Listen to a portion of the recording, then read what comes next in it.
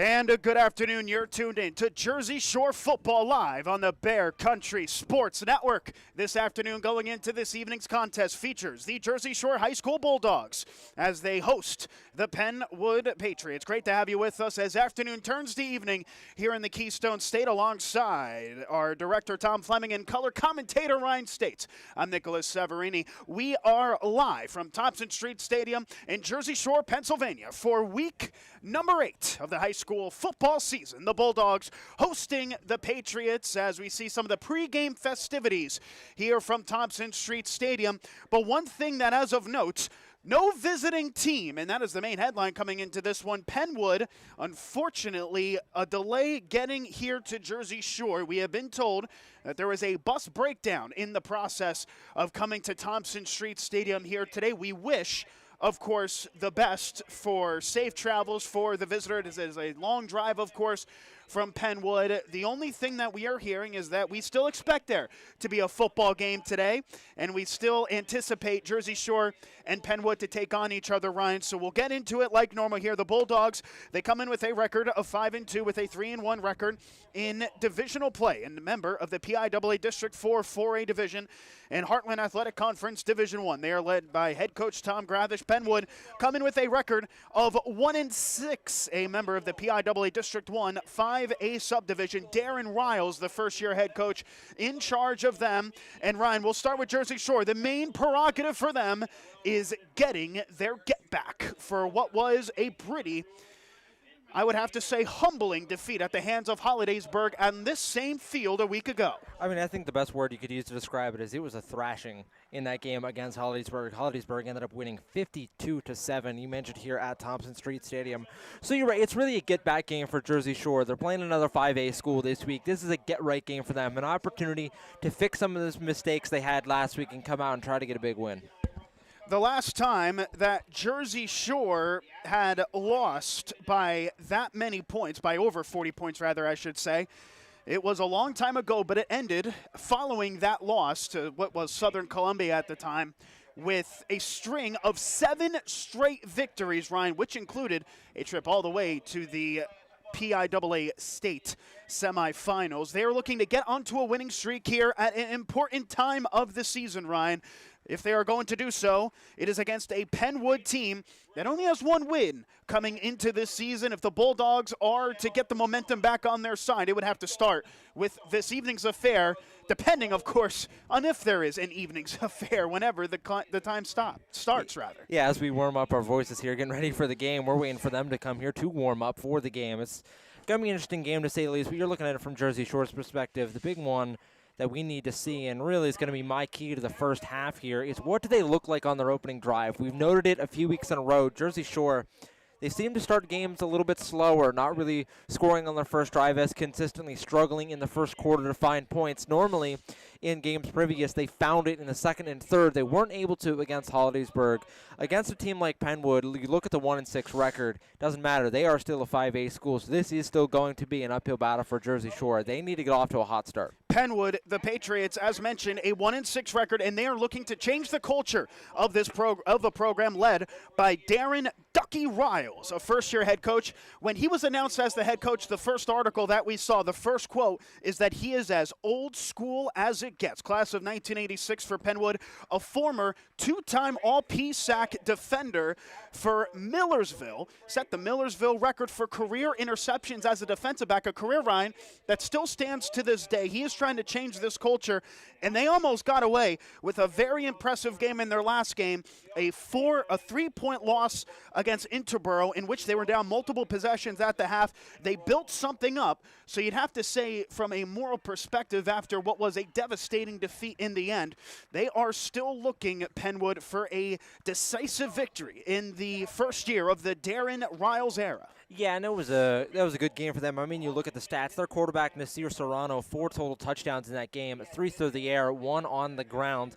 It feels like it's 2 programs that are on a bit of a different trajectory, right? Jersey Shore coming off a tough loss, Pennwood coming off what is really a feel-good loss. You know, you have those rarely where it's a loss that you end up feeling good about at the end. They played really well in that game. they're feeling themselves a little bit coming here to Jersey Shore, but it's gonna be a tough game. You see it just on the bottom of your screen for those of you tuning in on the Bear Country 999 YouTube channel. That is, in fact, the first-year head coach Darren Riles, the two-time All-Peace sack defensive back now in charge of this team.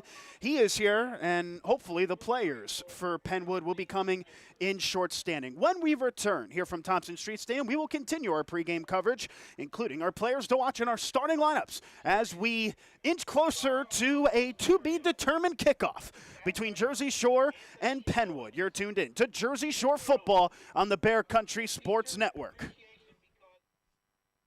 Now's the time to reserve space for your pup at Sweet Dreams Pet Resort on Sunrise Lane in Mill Hall for this fall and winter. Individual indoor suites for your best friend featuring raised dog beds, grooming on site, air conditioning, radiant heat, and an outdoor playground. Take advantage of weekday doggy daycare, 570-377-0340. Fully licensed and insured, fully staffed with on-site security at all times. Online at sweetdreamspetresort.com and on Facebook. Sweet Dreams Pet Resort, where we treat your dog like family. It seems like there's an automotive parts store on every corner, and they all probably have the part or product you need. But do they know what you need? And do they know they have it? For automotive parts and knowledge, come to the automotive parts store that has automotive experience, Napa Auto Parts. The staff at Napa Auto Parts has the experience to answer your questions and make sure you get what you need. Napa Auto Parts, Hogan Boulevard, Mill Hall, and Bridge Street, Jersey Shore. Napa Auto Parts, Central PA's trusted source for automotive parts and knowledge for generations. A proud supporter of the Jersey Shore Bulldogs, TLC Fuels is a family-owned local business. Established in 1998, TLC Fuels serves residential, farm, and commercial customers from their Jersey Shore location just off of Route 220 at the Pine Creek exit. From fuel oil to diesel fuel and gasoline, TLC Fuels has thrived on a consistent dedication to you and your family. Call 570-753-5722 today. Think about the last time you thanked yourself for something. Maybe it was that me time you took last Tuesday, or finally learning Italian. Want to do something you'll really thank yourself for later? Start creating a plan for your financial goals today. State Farm agent Jason Eberhardt is here in Jersey Shore to help you build a plan that will set you up for success. The earlier you start planning your goals, the better off you'll be. Call State Farm agent Jason Eberhardt today, 570-865-5191. Then, thank yourself later. Like a good neighbor, State Farm is there. B.A. Meixel for local residential and commercial electrical contracting. With over 15 years serving central Pennsylvania, B.A. Meixel has built up relationships with hundreds of home and business owners in Jersey Shore and beyond. Trust B.A. Meixel's trained electricians for all of your needs. Take advantage of their industry-leading guarantees. Call 570-398-7837 today to find out more. B.A. Meixel Electric, proud supporter of Jersey Shore sports. WQBR 99.9 FM. And welcome back into Thompson Street Stadium. Pre-game coverage of Jersey Shore football. It's the Bulldogs against the Patriots of Pennwood live on the Bear Country Sports Network. Tom Fleming and Ryan States. I'm Nicolas Severini. Let's talk a bit about Jersey Shore. They have been suffering, Ryan, from the injury bug coming into the game against Hollidaysburg, having to rely heavily on the tailback, Bo Sechrist. Sechrist coming off of a 15-attempt, 70-yard score against Hollidaysburg. He was the only one to find the painted grass against Hollidaysburg last week. Sechrist, though, 130-plus rushing yards in 4 of his last 5 games, and I think you can imagine, for those of you maybe tuning in to Jersey Shore football for the first time, you will remember the name Bo Sechrist by the end of today. Yeah, I mean, the definition of a bell cow back. You look so far, 140 carries so far in the season. You mentioned 130 yards in 4 of his last 5 games, 11 touchdowns in that span. He is what makes this Jersey Shore offense go. Pennwood's a team that struggled against the run so far this season. Jersey Shore expect them to leave heavily on their tailbacks and Bo Sechrist. And, of course, the Bulldogs led by the sophomore quarterback Nolan Pauling, but is coming off of a performance he would like to do better from. A 3-interception day against Hollidaysburg, and what was that blowout defeat? He's now got 5 interceptions in his last 2 games, 3 in the first 5 games of this season. Pauling, I'm sure, will have heavy expectations put onto himself to have a better evening at the office tonight. Hey, he's going to need to. You mentioned the 3 interceptions against Hollidaysburg. Only threw for 84 yards in that game. But some of those interceptions came in garbage time. At least 2 of them came when the game was kind of out of reach. So you look at it as they were just trying to throw to find their way back in the game. So those interceptions hold a little bit less weight than if it would have been a closer game. But they're going to need more from Pauling, especially on the ground. He really struggled running the ball against Hollidaysburg. That's the Golden Tigers did a really good job at limiting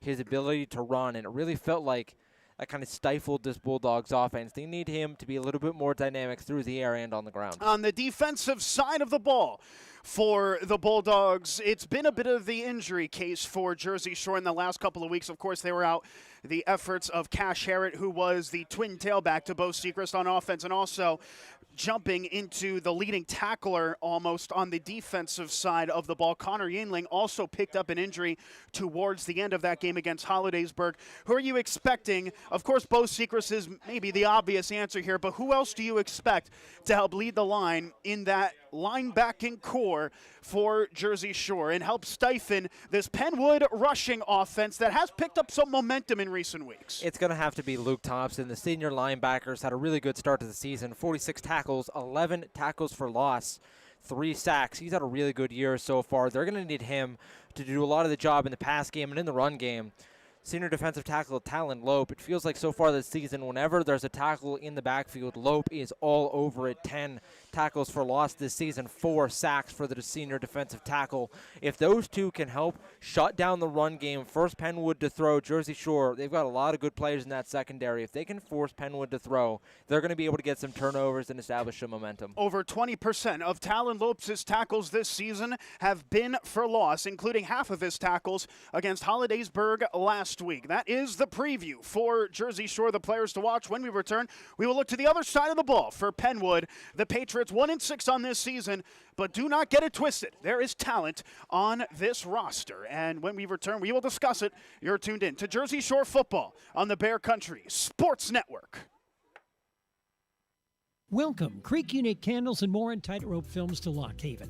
Located at 20 Bellefonte Avenue, featuring handmade candles plus everything from dog treats to 3D printed vases. All handmade products. And Tightrope Films, where Thomas Fleming looks to give your wedding or other special event a special look. Content for clients at an affordable price. Visit today.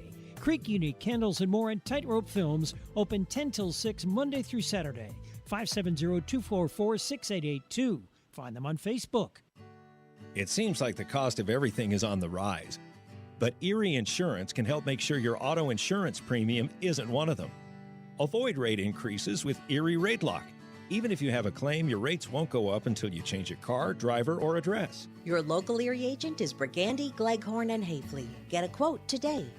Erie Rate Lock is not available in all states. Other conditions and limitations at erieinsurance.com. Go to erieinsurance.com for company licensure and product details. Always supporting the Jersey Shore Bulldogs, it's the Twilight Diner in Loganton, open 7 days and featuring a full menu, breakfast, lunch, and dinner, and daily specials. So good, people ask for their food by name, and they bring that great taste on the road with the Twilight Diner on wheels. And now at this area's newest venue for weddings, reunions, and gatherings, Miller's Barn in Tylersville. Hold your next event in the middle of Amish country. Twilight Diner, 603 North Mill Street, Loganton.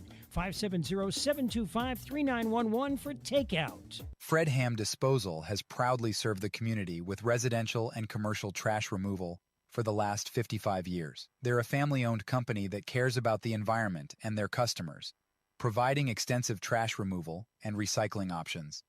Their fleet of trucks provide reliable pickup service, and they give you a chance to pay your bill online. Fred Ham Disposal, here for you. Call 570-398-1814.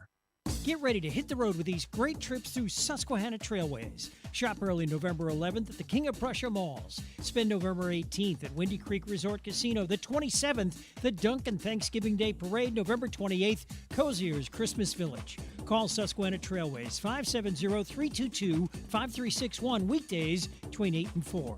Check the Susquehanna Trailways Facebook page and website for more information. Hit the road with Susquehanna Trailways.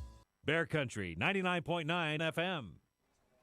Pre-game coverage of Jersey Shore football live on the Bear Country Sports Network. It's the Bulldogs against the Patriots. We still have no sign of Pennwood, although the head coach was checking out the facilities and the field. We are being told that they are making their excursion to Jersey Shore. We are happy to report that everyone is safe and everyone is sound for Pennwood on what is a very long drive, over 3 hours, here at the Thompson Street Stadium. Of course, at the end of the day, this is kids playing a kids game, first and foremost, and we hope that, and we are happy to report that as of now, they are making safe travels and might have even already arrived, although we have not seen the bus as of yet. We will continue to update on a game that we anticipate to be delayed here, Ryan. But when play begins, the Patriots will be looking for their second win of the Darren Ducky Riles era. First-year head coach got his first career win as a head coach in the opening game of the season against Norristown, 40-32. In fact, 43 of Pennwood's total points scored this season came in that Week 1 matchup against Norristown. They had a couple heartbreaking defeats in the meanwhile, including against Merritt, 21-18, and in their last game against Interboro, 32-29. They were down 13-0, Ryan, at the half, and were actually in the lead at one point after the third quarter, up by 3 points, but they couldn't turn it into their second win of the season. So looking at what the Patriots can do, Ryan, on both sides of the ball, let's start on the offensive side. Nasir Serrano is a big part. I'll give the stats here. 50 for 107, so he averages less than 10 completions a game, but 518 yards, and 10 of his 50 completions, that's 20%, have been for touchdowns. He also has a pair of touchdowns on the ground. This is an offense that relies heavily on Serrano. That being said, they do have a couple other interesting pieces in their name. The first number that comes to mind is the number 1, Haji Ali. Yeah, lead so far this season, 30 catches, 262 yards, and 7 touchdowns. He is the threat that Jersey Shore is going to have to watch. I'd expect to see Carson Watkins mirroring Ali all game, but also in the run game. Running back Sean Frazier, 56 attempts so far this season for 199 yards. He's only had double-digit carries once so far this season. They are more of a running back by committee group. Also expect to feature number 0, Jaden Smith, and number 8, Jassie Haley as well, each of them over 20 attempts so far this season. So a running back by committee room, but this is an offense that has really struggled so far this season, about 13 points per game so far coming into this one, and they're going to need to put up points. We know how prolific this Jersey Shore offense has been. But again, it's the difference of you're playing a 5A school, right? We saw it last week. Jersey Shore played a really good 5A school, and it looked like they were playing a school that was much bigger than they were. The talent differential was evident and obvious. What's it going to look like against maybe a lower tier or more middle tier 5A school? Will it be a little bit more closer of a talent gap? Will Jersey Shore be able to pull away? Because, I mean, we've talked about it before. Jersey Shore, the game they like to play, they're a wear you down team. It's going to be run the ball heavily in the first half, wear you out, and then by the third and fourth quarter, that's when they like to take control. What's it going to look like when Pennwood doesn't have a lot of starters on both sides of the ball, only a handful that play both sides? Jersey Shore is used to almost the entire team a lot of the times playing on both sides of the ball. What's it going to look like with just that difference in depth? Only 4 two-way starters for the Pennwood team, and the defensive side of the ball, it's been a bit of a struggle, admittedly, for them this season. They allow 33 points a game.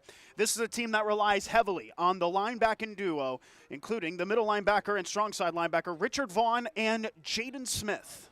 Yeah, Vaughn, 51 tackles, 4 tackles for loss, 2 interceptions so far this season. Smith, 62 tackles, 2 for loss, 1 sack, a forced fumble and a fumble recovery, but also notably 2 blocked kicks as well. Jersey Shore, we've seen them have some struggles with blocked kicks so far this season. That's going to be one to watch out for. But the big Achilles heel for this Pennwood defense is they struggle at stopping the run. They are not great when it comes to forcing teams off of the field when they're running the football. And obviously Jersey Shore, running the football is what they want to do.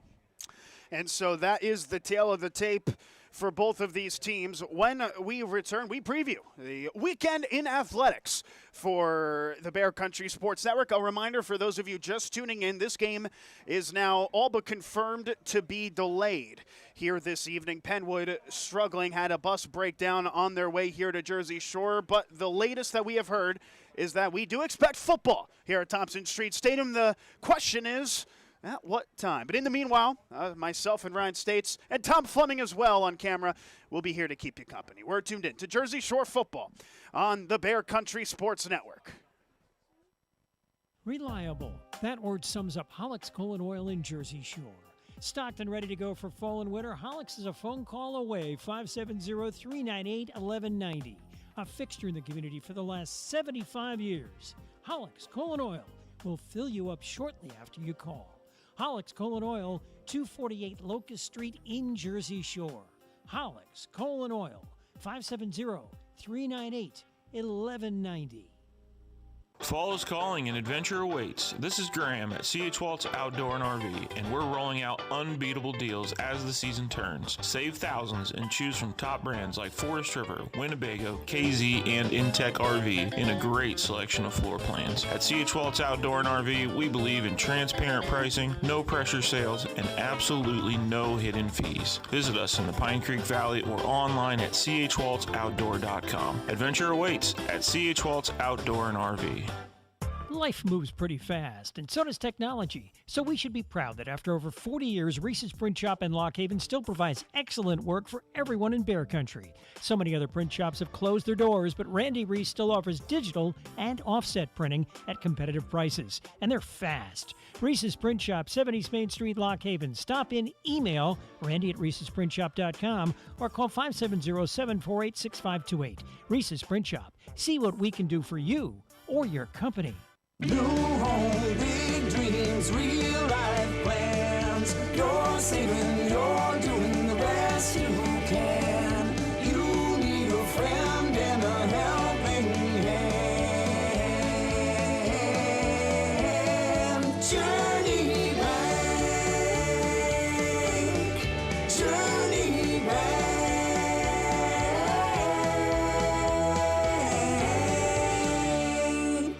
Since 1925, Erie Insurance has been providing protection. Auto, home, life, business, and flood insurance. Annuities, too. Get a great price and the service you expect from your local Erie agent, Fager Insurance Agency in Lock Haven, serving the area for the last 57 years. Find out why over 90% of Erie Insurance customers renew year after year. Call 570-748-3570 to get a free quote. Fager Insurance Agency, 511 East Church Street, Lock Haven. Cutting Edge Country, WQBR, The Bear. Charles Construction is a full-service site development contractor performing all phases of residential and commercial work. Excavation, foundations, sewer, water, and underground utility installation. Paving, too, also working with the natural gas industry. Community-oriented, Charles Construction supports the Jersey Shore Bulldogs. Call today, 570-753-3595, located in Avis at 858 East Central Avenue. Charles Construction, serving the community for the last 54 years. You owe it to yourself to come into Kleiny's Home Furnishings, Route 150 between Woolrich and Avis, and find out for yourself why generations of happy customers keep coming back, keep coming home to Kleiny's. Quality, value, service, selection. And Kleiny's offers free delivery and 6 months same as cash. Right. That's why it keeps our family coming back, coming home to Kleiny's. Online at kleiny'sfurniture.com. From mowing to harvesting and taking care of snow, Dotter Equipment just south of Mill Hall on Route 64 has what you need to get it done. Want to keep your home warm and cozy? Check out the Crown Royal Outdoor Furnaces. If you're cutting your own firewood, Dotter Equipment is your steel dealer. Dotter Equipment for Kubota, Honda Power Sports, Suzuki, Land Pride, steel, trailers, and accessories. See it all now at Dotter Equipment, just south of Mill Hall on Route 64. Visit us online at dotterequipment.com. Hey, it's Giveaway Jay from Alexander Kia, 933 Broad Street, Montoursville. August was a great new car month. We exceeded Kia's objective, which is great news. But now I have over 100 pre-owned vehicles in stock, serviced and ready for immediate delivery. Rates are coming down, banks are getting aggressive, improving loans like never before. Alexander Kia, 933 Broad Street, Montoursville. At alexanderkia.com. And remember, we're taking the deals the other guys won't. Looking for a great time in Avis? Head to Mother Carol's Midtown Bar, the friendliest place in town. Grab a cold beer or malt beverage, soak in the good vibes, and meet the amazing bartenders and friendly crowd. Challenge your friends to PA skill games or shoot some pool. And yes, smoking is permitted. Family owned for 49 years, you'll find us at 111 West Central Avenue in Avis. Open 3 to 10 Mondays, 11 to 10 Tuesday, Wednesday, Thursday, and 11 to 11 Fridays and Saturdays. WQBR 99.9 FM. Pre-game coverage of Jersey Shore football is live on the Bear Country Sports Network. Ryan States and Tom Fleming. I'm Nicolas Severini. Time to look at our out-of-town scoreboard for week number 8. Astonishingly, already in week 8 of the high school football season. It goes quick, Ryan. What are the matchups today? Well, let's go through it. These games all starting at 7 p.m., except, of course, ours here are expected to be a bit of a delay. But we'll start Mount Carmel, the Red Tornadoes, on the road, going to Mill Hall to take on the Central Mountain Wildcats. Then Shamokin, the Indians, undefeated Indians, going to Lewisburg to take on the Green Dragons. I feel like you don't see a lot of Green Dragons in high school, but you do here in Lewisburg. No, you don't. You really don't. But Hughesville, the Spartans, traveling to take on Warrior Run. The Warrior Run defenders looking to defend home turf. Shikellamy on the road at Bloomsburg to take on the Panthers. Southern Columbia, the Tigers, taking on the Warriors of Montoursville. And Columbia Montour taking on Hanover, the Hanover Nighthawks. That's an interesting one, too. Yes, it is. I fill in on you there. That was interesting. Also surprising, Columbia Montour, of course, with them being on the road, not playing on Saturday. No, they're not. Yeah, I feel like they were often the 1 p.m. Saturday game. They are not. Yes. Mifflinburg will go to Bloomsburg to take on Central Columbia, the Blue Jays of Central Columbia. Then Hollidaysburg, they're familiar with the Heartland Conference. They will be, again, as they travel to Selinsgrove to take on the Seals. That's going to be a tough one. Tough one for Selinsgrove. Certainly a tough game there. Williamsport traveling to Berwick to take on the Berwick Bulldogs. Loyalsock Township, the Lancers, taking on the Danville Ironmen. Talk about names you don't see very often. And we'll have also Milton, the Milton Black Panthers, traveling to Middlesburg to take on the Midwest Mustangs. Then tomorrow at 2 p.m., this will be a game to watch at Jersey Shore, looking at the Heartland standings.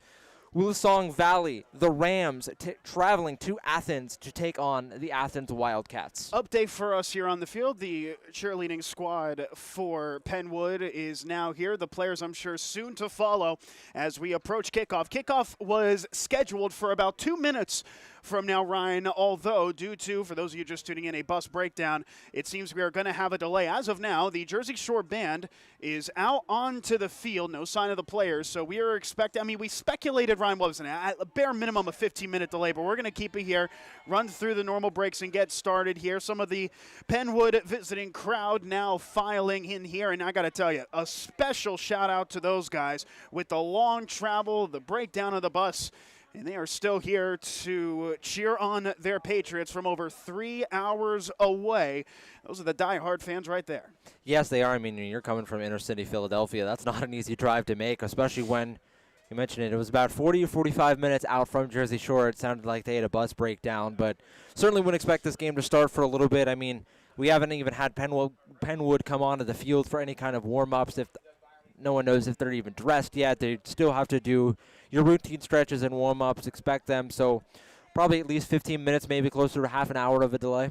Another update, we now see some of the coaching staff come out onto the field for the first time, so it is looking like we are inching closer and closer to kickoff, although it will be on a delay here this evening at Thompson Street Stadium. But when we return, we do, in fact, have starting lineups, and those starters will be brought to you following this break. You're tuned in to Jersey Shore football on the Bear Country Sports Network. Now's the time to reserve space for your pup at Sweet Dreams Pet Resort on Sunrise Lane in Mill Hall for this fall and winter. Individual indoor suites for your best friend featuring raised dog beds, grooming on site, air conditioning, radiant heat, and an outdoor playground. Take advantage of weekday doggy daycare, 570-377-0340. Fully licensed and insured, fully staffed with on-site security at all times. Online at sweetdreamspetresort.com and on Facebook. Sweet Dreams Pet Resort, where we treat your dog like family. It seems like there's an automotive parts store on every corner, and they all probably have the part or product you need.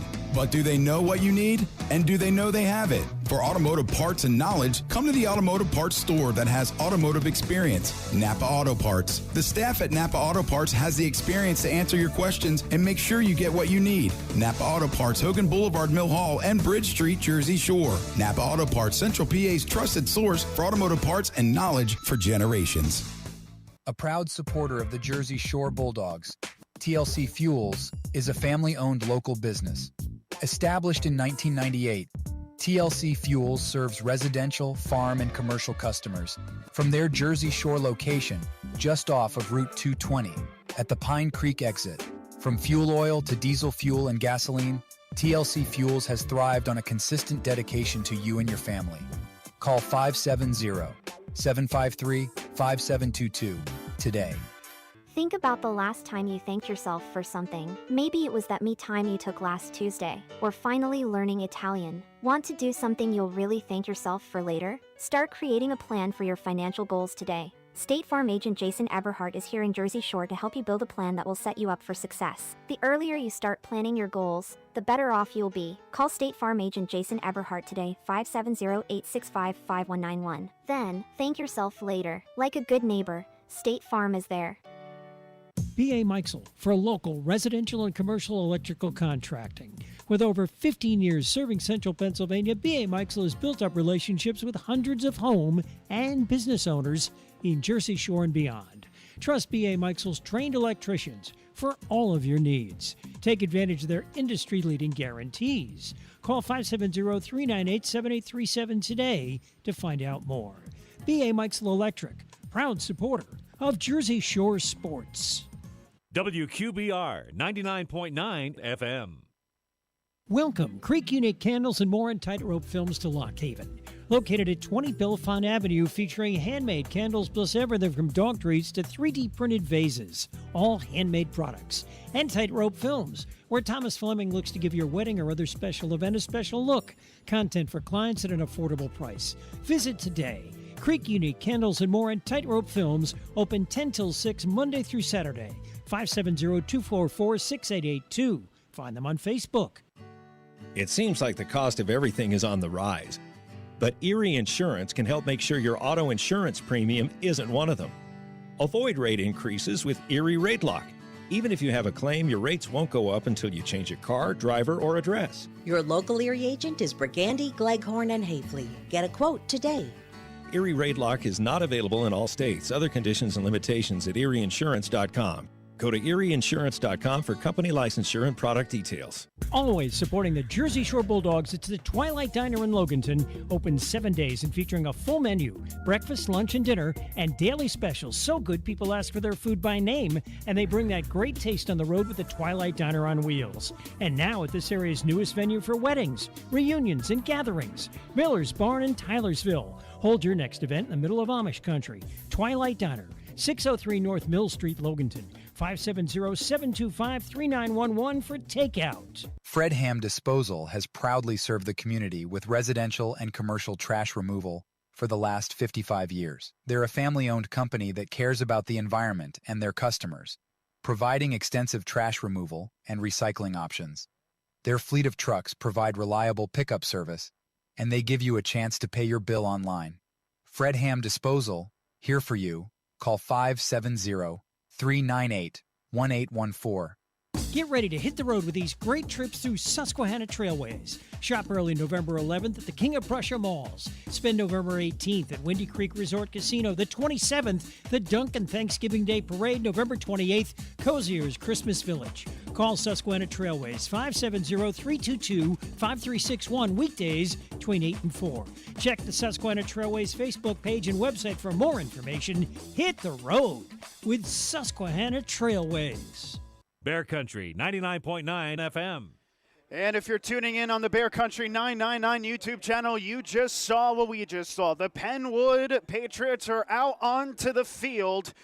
And we anticipate now, according to our public address announcer on the opposite side, a 30-minute delay, which means kickoff will take place in about 25 minutes' time. So the Patriots out onto the field, and this is where we have to give credit and a shout-out to the athletes and the visiting coaches for still, despite the trials and tribulations, making it here to Thompson Street Stadium, most importantly, making it here safely, and are now here to play some football against the Bulldogs. It will be one of their most difficult opponents yet in Jersey Shore. They're in their warm-ups. Jersey Shore still in their locker rooms as we are set for kickoff in about 25 minutes' time, Ryan, and that was a pretty nice applause from both sections there as Pennwood took the field. Yeah, I mean, we've seen the Pennwood fans you mentioned trickle in here little bit by little bit as the team got here and now taking the field to do their warm-ups. You mentioned about a 30-minute delay, they said, but also good uniforms from Pennwood as well. The Patriots colors, the white and the red pants. You love the contrast there. Some good uniforms there from the Patriots. But, yeah, this is going to be a good game. I mean, Jersey Shore, the 4A school, maybe the favorite coming into this game just based off the records, but I think this is going to be a dogfight of a game. And with that, a good time to bring up our starting lineups. We're going to start with Pennwood. Now, we have been told prior to this game, according to our athletic director, not everyone is making the trip, obviously, of course, with it being a far drive. It's a travel-sized roster for Pennwood, but as you can see them in their warm-ups on the left side, they are still very much about. Here is their starters, Nasir Serrano, the senior quarterback coming off of a career day, is the quarterback. The receiver triplet, Haji Ali, Sheldon Hannibal, and Anthony Brown. The tailback is Sean Frazier. The fullback will be Jaden Smith. The offensive line from left to right, Josiah Stewart, Isaiah McIntosh, Juan Macklin, Jonathan Stewart, and Quinton Harrison. The defensive side of the ball, we anticipate a 4-3 defensive set. The edge rushers are Xavier McDuffie and Samson Cry. The central defensive tackles are Isaiah McIntosh and Josiah Stewart. McIntosh, a new member of the starting lineup in the center of the park. The linebacking trio, the weak side linebacker is Sean Frazier. Look out for the strong side linebacker, their leading tackler, that is Jaden Smith. The Mike is Richard Vaughn. The defensive backs are Sheldon Hannibal and William Gall. The safeties are Zaire Sertain and Haji Ali. The starting kicker and punter is also Ali, who averages 30 yards a punt. As for Jersey Shore, now put an asterisk on these starters because these are pending injuries, but the quarterback is Nolan Pauling, who comes in after a 3-interception performance against Hollidaysburg. The receiver trio is Carson Watkins, Luke Ryan, and Carter Reinhart. The tailback is Bo Sechrist. The tight end is Luke Thompson. The offensive line from left to right is Talon Lope, Braden Swales, Mason Larson, Nate Thompson, and Isaac Shirey, although, should be noted, Shirey trying to get back onto the field. The defensive side of the ball, a 3-4 defensive set. The listed starter, Jacob G., Talon Lope, and Ace Willits. The outside linebackers are Connor Yingling and Luke Thompson. The Mikes are Cash Herod and Bo Sechrist, although we do expect, due to injuries, to have Chase Ellison among a couple of linebacking changes so far today. Ellison, the freshman, with double-digit tackles this year. The defensive backs are Carson Watkins, the cornerback, and the weak side cornerback will be Carter Reinhart and Timothy Lope, swapping with safeties Luke Ryan and Nolan Pauling. The kicker is Jaden Passetti. He is 35 for 40 on point after attempts this season. The punter is Luke Ryan, averaging just a shade under 40 yards per punt. And I tell you what, as someone who also does lock-even football, he could fit right into a PSAC team as a punter. That is how good his punts have been this season. Those are the starters. When we return, we'll have our final thoughts prior to kickoff here at Thompson Street Stadium. It's Jersey Shore and Pennwood live on the Bear Country Sports Network. Reliable. That word sums up Hollick's Colon Oil in Jersey Shore. Stocked and ready to go for fall and winter, Hollick's is a phone call away, 570-398-1190. A fixture in the community for the last 75 years. Hollick's Colon Oil will fill you up shortly after you call. Hollick's Colon Oil, 248 Locust Street in Jersey Shore. Hollick's Colon Oil, 570-398-1190. Fall is calling and adventure awaits. This is Graham at C.H. Waltz Outdoor and RV, and we're rolling out unbeatable deals as the season turns. Save thousands and choose from top brands like Forest River, Winnebago, KZ, and Intech RV in a great selection of floor plans. At C.H. Waltz Outdoor and RV, we believe in transparent pricing, no pressure sales, and absolutely no hidden fees. Visit us in the Pine Creek Valley or online at chwaltzoutdoor.com. Adventure awaits at C.H. Waltz Outdoor and RV. Life moves pretty fast, and so does technology. So we should be proud that after over 40 years, Reese's Print Shop in Lock Haven still provides excellent work for everyone in Bear Country. So many other print shops have closed their doors, but Randy Reese still offers digital and offset printing at competitive prices, and they're fast. Reese's Print Shop, 70 Main Street, Lock Haven. Stop in, email randy@reesesprintshop.com or call 570-748-6528. Reese's Print Shop. See what we can do for you or your company. New home, big dreams, real life plans. You're saving, you're doing the best you can. You need a friend and a helping hand.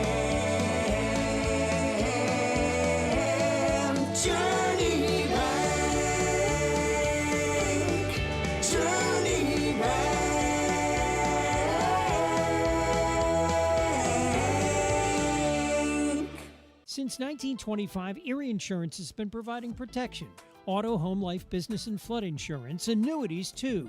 Get a great price and the service you expect from your local Erie agent, Fager Insurance Agency in Lock Haven, serving the area for the last 57 years. Find out why over 90% of Erie Insurance customers renew year after year.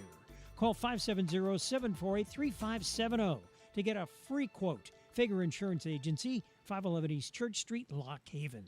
Cutting Edge Country, WQBR, The Bear.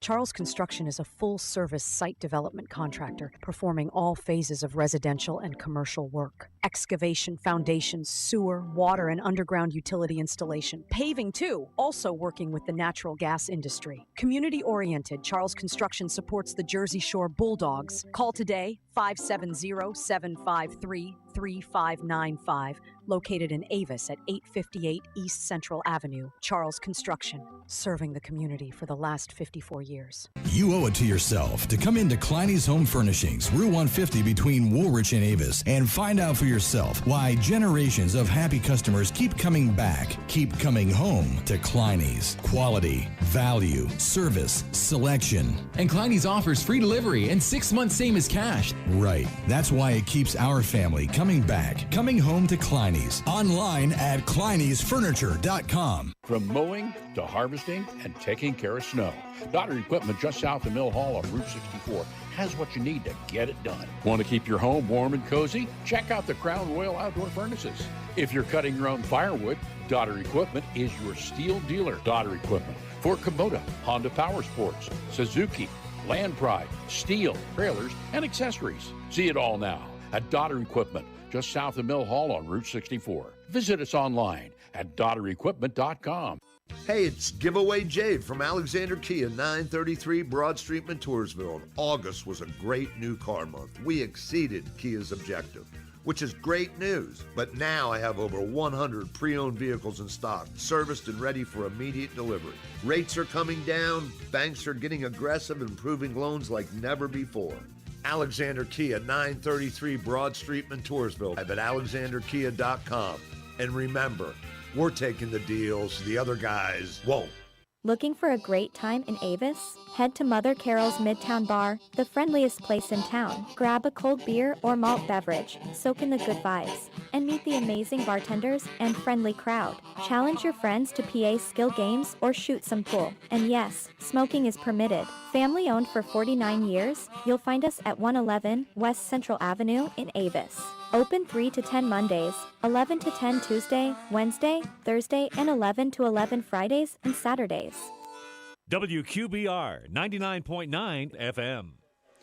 Even with the delay, a packed crowd here on the far side of Jersey Shore fans. It is a pink out day as well. You can just see on about the top right of your screens on the Bear Country 999 YouTube channel, the Jersey Shore Dog Pound decked in pink for this evening's contest. This game delayed by 30 minutes due to Pennwood approaching late due to a bus breakdown, but they are here. They're in the midst of their warm-ups, and we're about 15 minutes away from kickoff here at Thompson Street Stadium. So now for our keys to the game here, Ryan, you got a little bit of a look now at some of the starters, some of the players to watch here. Nasir Serrano taking some reps, throwing towards the left side of the screen, actually right in the middle of the screen prior to this one. Starting from Pennwood's perspective, what's it going to take for them to cause a shocker here at Jersey Shore? They need to be able to stop the run. We saw it last week. If Jersey Shore cannot get things going on the ground, if you can force them to throw and make them uncomfortable, it can unravel pretty quickly. Like I said, we saw that last week against Hollidaysburg. That's a Hollidaysburg beat Jersey Shore.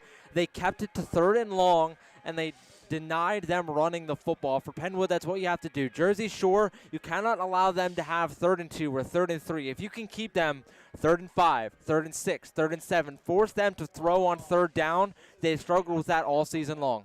It should be noted they averaged conceding over 217 yards per game on the run. Even in wins, they have struggled on that mark, and that's what it seems like it's going to be the case for today. Jersey Shore, they play into Pennwood's hands quite well, don't they, in terms of being able to take advantage. You look at what Pennwood's weaknesses have been this season. Jersey Shore, that is typically their strengths, and that gets into the keys now for the Bulldogs. A bit battered here. They were without some of the key players last week, could be without some more today.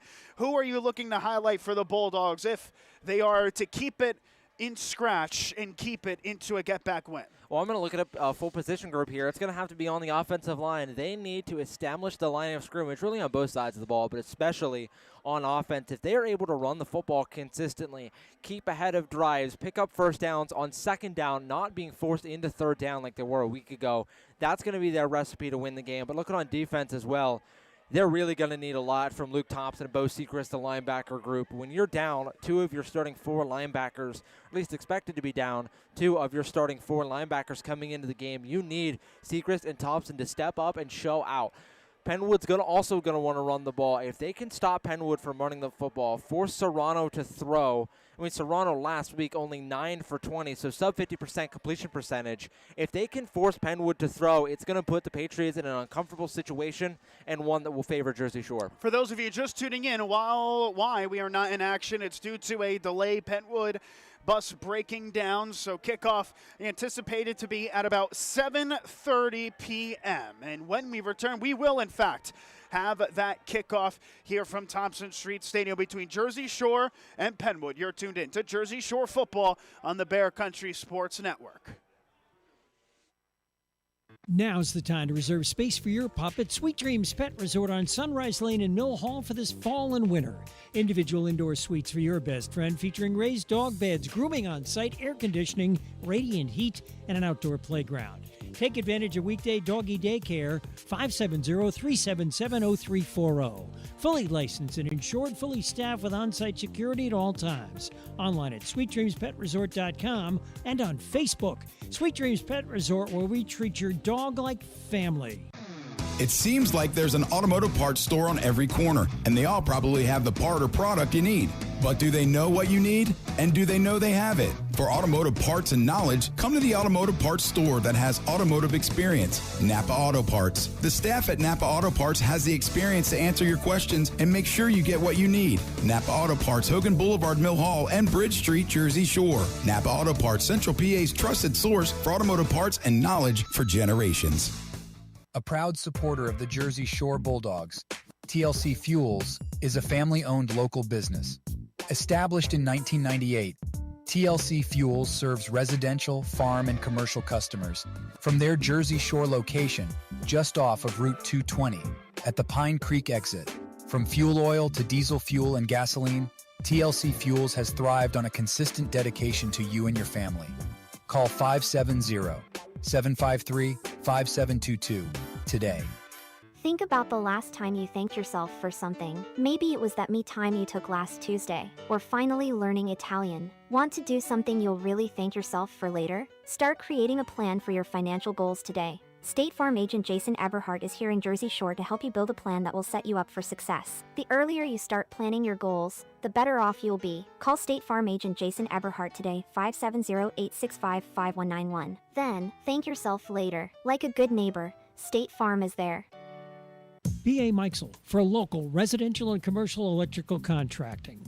With over 15 years serving central Pennsylvania, B.A. Mikesell has built up relationships with hundreds of home and business owners in Jersey Shore and beyond.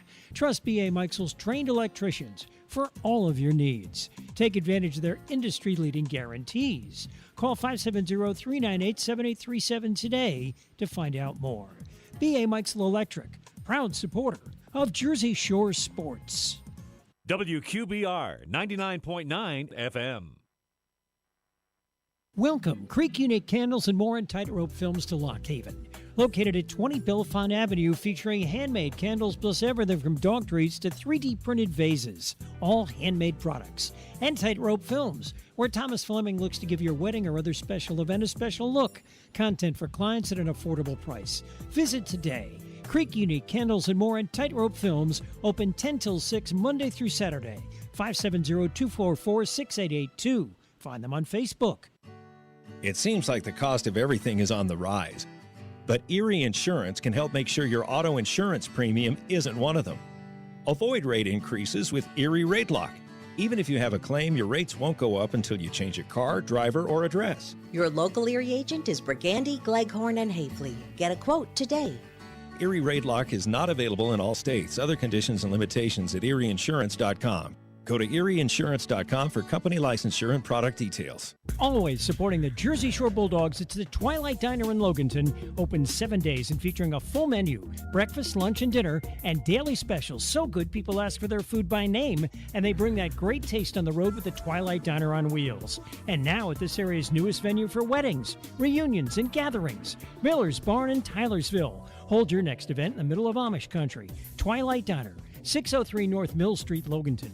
570-725-3911 for takeout. Fred Ham Disposal has proudly served the community with residential and commercial trash removal for the last 55 years. They're a family-owned company that cares about the environment and their customers, providing extensive trash removal and recycling options. Their fleet of trucks provide reliable pickup service, and they give you a chance to pay your bill online.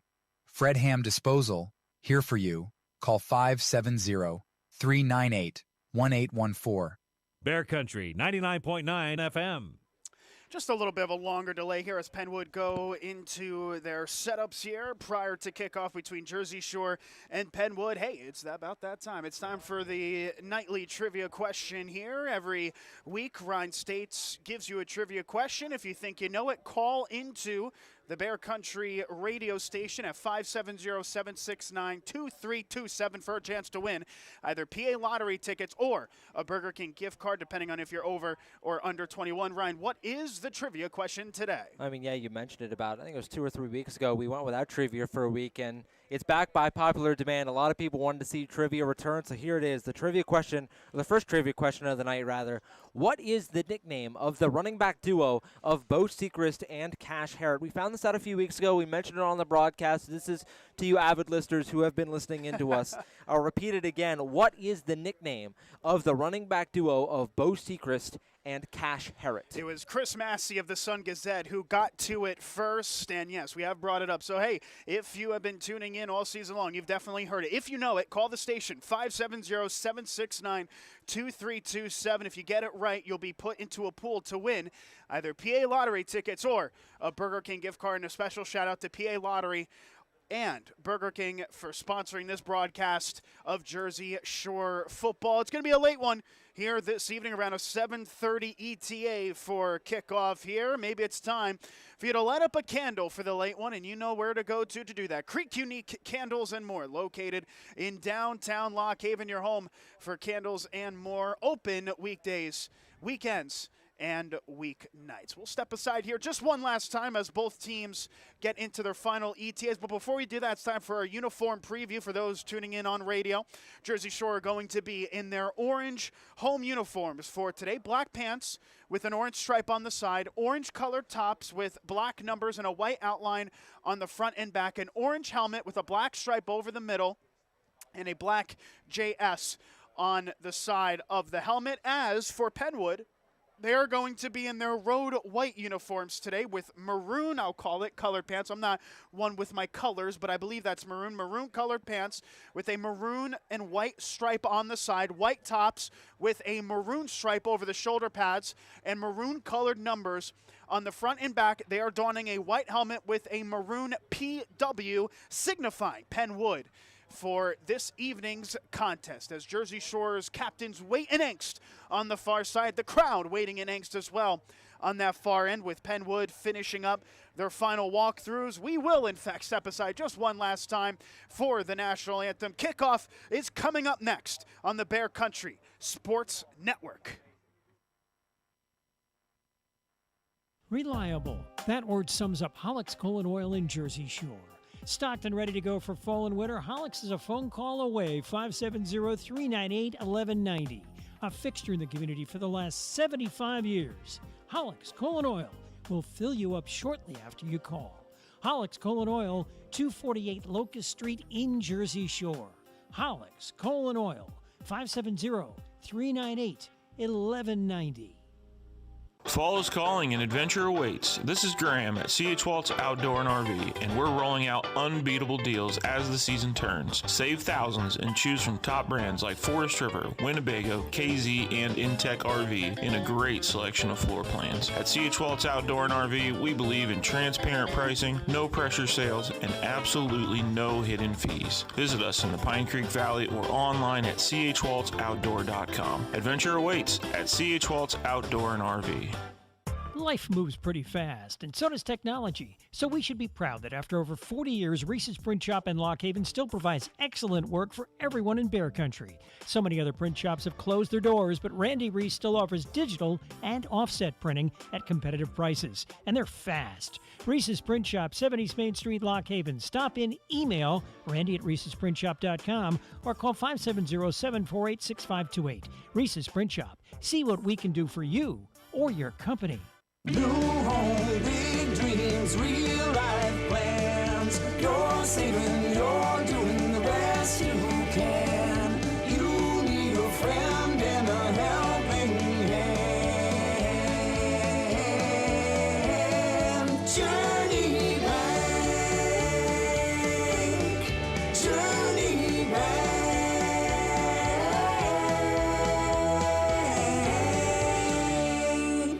Since 1925, Erie Insurance has been providing protection. Auto, home, life, business, and flood insurance. Annuities, too. Get a great price and the service you expect from your local Erie agent, Fager Insurance Agency in Lock Haven, serving the area for the last 57 years. Find out why over 90% of Erie Insurance customers renew year after year.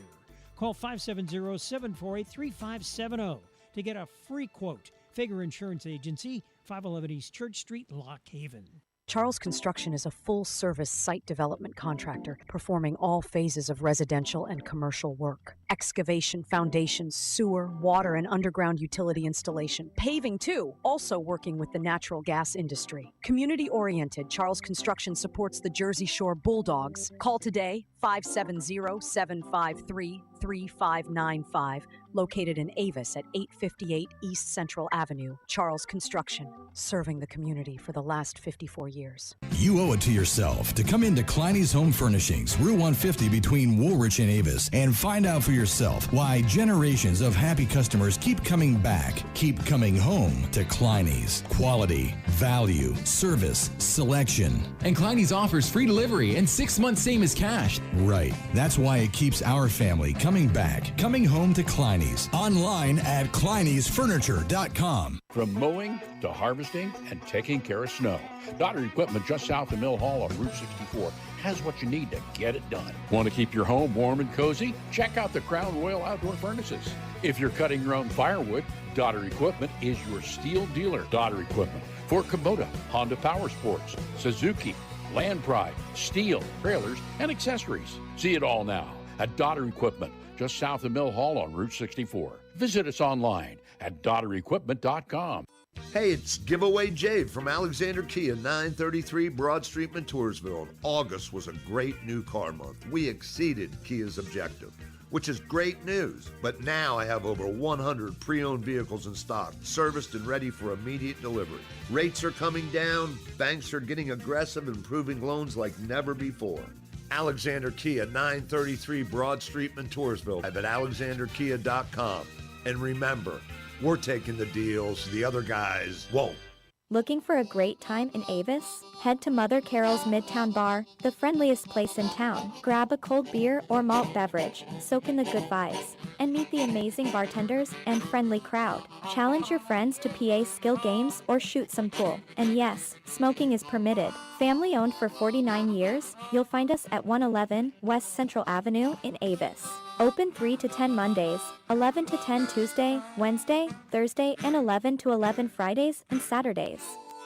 WQBR 99.9 FM. As the Jersey Shore alma mater plays in the background, we are moments away from kickoff, and we are keeping it here for kickoff at Thompson Street Stadium. It's the Bulldogs and the Patriots live on the Bear Country Sports Network. An hour ago, Ryan, we started this broadcast, and now we will see the action onto the field. The captains today for Pennwood are number 0, Jaden Smith, number 1, Haji Ali, number 3, Sheldon Hannibal, number 14, Nasir Serrano, and number 55, Isaiah McIntosh. The captains for Jersey Shore today, number 7, Luke Ryan, number 10, Luke Thompson, number 15, Jaden Passetti, and number 69, Mason Larson. Both teams into their final huddles here on the near and far sideline from where we are in the visitors' press box. Pennwood won the coin toss but elect to defer for the second half. So the Bulldogs will get the football to start this contest. I mentioned before pregame how I'm really interested to see what this first drive looks like for Jersey Shore. They have gotten off to a lot of slow starts so far this season. What adjustments have they made in the week? Can they get out on their first drive, find points, and try to establish control early on? Haji Ali is the kicker. On the middle of the park 40 is where he'll place the football. 2 are back deep to return at about the 8-yard line, near and far side hash. On the near side is Luke Ryan, and on the far side is one Carson Watkins. A 30-minute delay. That's now spanned up to 32 minutes, but we will have kickoff. The athletes had a day off today. In fact, it was their first off day at school since the Labor Day weekend, so they are fresh and they are prepared. They had to wait a little bit longer than they originally thought, but they are ready to take the field and ready to make amends from last week's loss. Ali, stepping about 7 feet away from the football, then 2 paces to his left, is ready to get things underway from left to right. Jersey Shore, they will return from right to left. Ali raises the left hand, sends it into the skies, and we're underway here at Thompson Street Stadium. It's picked up by Ryan at the 10. He takes it 15, 20, 25, 30, 35 to the 40, breaks a tackle across midfield. He's got 2 to beat, 40, and is out of bounds at the 35-yard line. That will certainly do for the Bulldogs. However, a penalty marker is down. It comes in on the near side, so we'll put an asterisk on it for now. Well, penalty marker down. And I'm interested to see what this flag is going to be. On the near side, it looked like it was a Pennwood defender made contact with the face area of a Jersey Shore player. I don't know if that's going to be the call or if it is going to be holding on Jersey Shore, but it certainly looked like this call could be on Pennwood. So we'll have to check the penalty marker here on that near side, but after discussing matters, I'm not sure. Maybe it was an unintentional dropped flag. I believe that might have been it because they didn't change the direction of the ball. So here the Bulldogs come on the far side hash. First play from scrimmage. A flag is down. It's a handoff. Seacrest takes it upfield past the 30 of the Patriots, inside the 30 to about the 27-yard line. Bit of a frantic start to this one as a penalty marker comes down right as the snap was taken. It's Seacrest in the gun. The tailback to his right is the sophomore Connor Winters, and it looked like a flag pre-snap as it came out onto the field, Ryan, and the Bulldogs will be backed up 5. Yeah, it's an illegal shift against Jersey Shore because that flag came in as soon as the snap. I'm not sure who moved that warranted the flag there, but Jersey Shore, a good run nullified by an illegal shift. A 1st and 10 on the right side, 41 of Pennwood. Pauling in the gun takes the snap. It's an option play. Pauling tries to take it himself. Oh, he takes a shot on the blind side to the 44 for a loss. We heard Jaden Smith screaming, "Let's go," from the middle of the field when he made that tackle. A 4-yard loss on the option. Well, Smith, that's his 3rd tackle for loss of the season. He's going to be one that Jersey Shore needs to watch out for. He is a flyer. He is fast at the linebacker spot, and he has a nose for the football. 2nd down and long. Pauling rolls out to his right to pass. Under pressure, fires right side. Diving catch inside of the 30. Did he hold on? The referees discuss it, and they'll say he did. What a catch on the far side by Luke Ryan to the 30-yard line. A gain of about 15 and a 3rd and manageable to come. It was a good catch there from Ryan. It looked like he leaned out for that football. I thought they might rule it incomplete. I thought when he caught it, that ball might have hit the ground, but the refs ruled a catch, and a big one at that.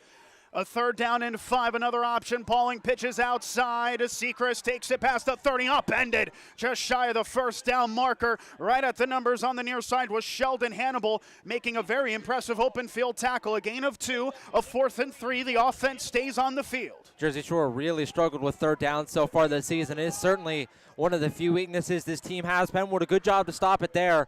But Shore's going to go. Left side 28, the handoff. Seacrest tries to carry the pile. This one will depend on the spot. It looks like he's short.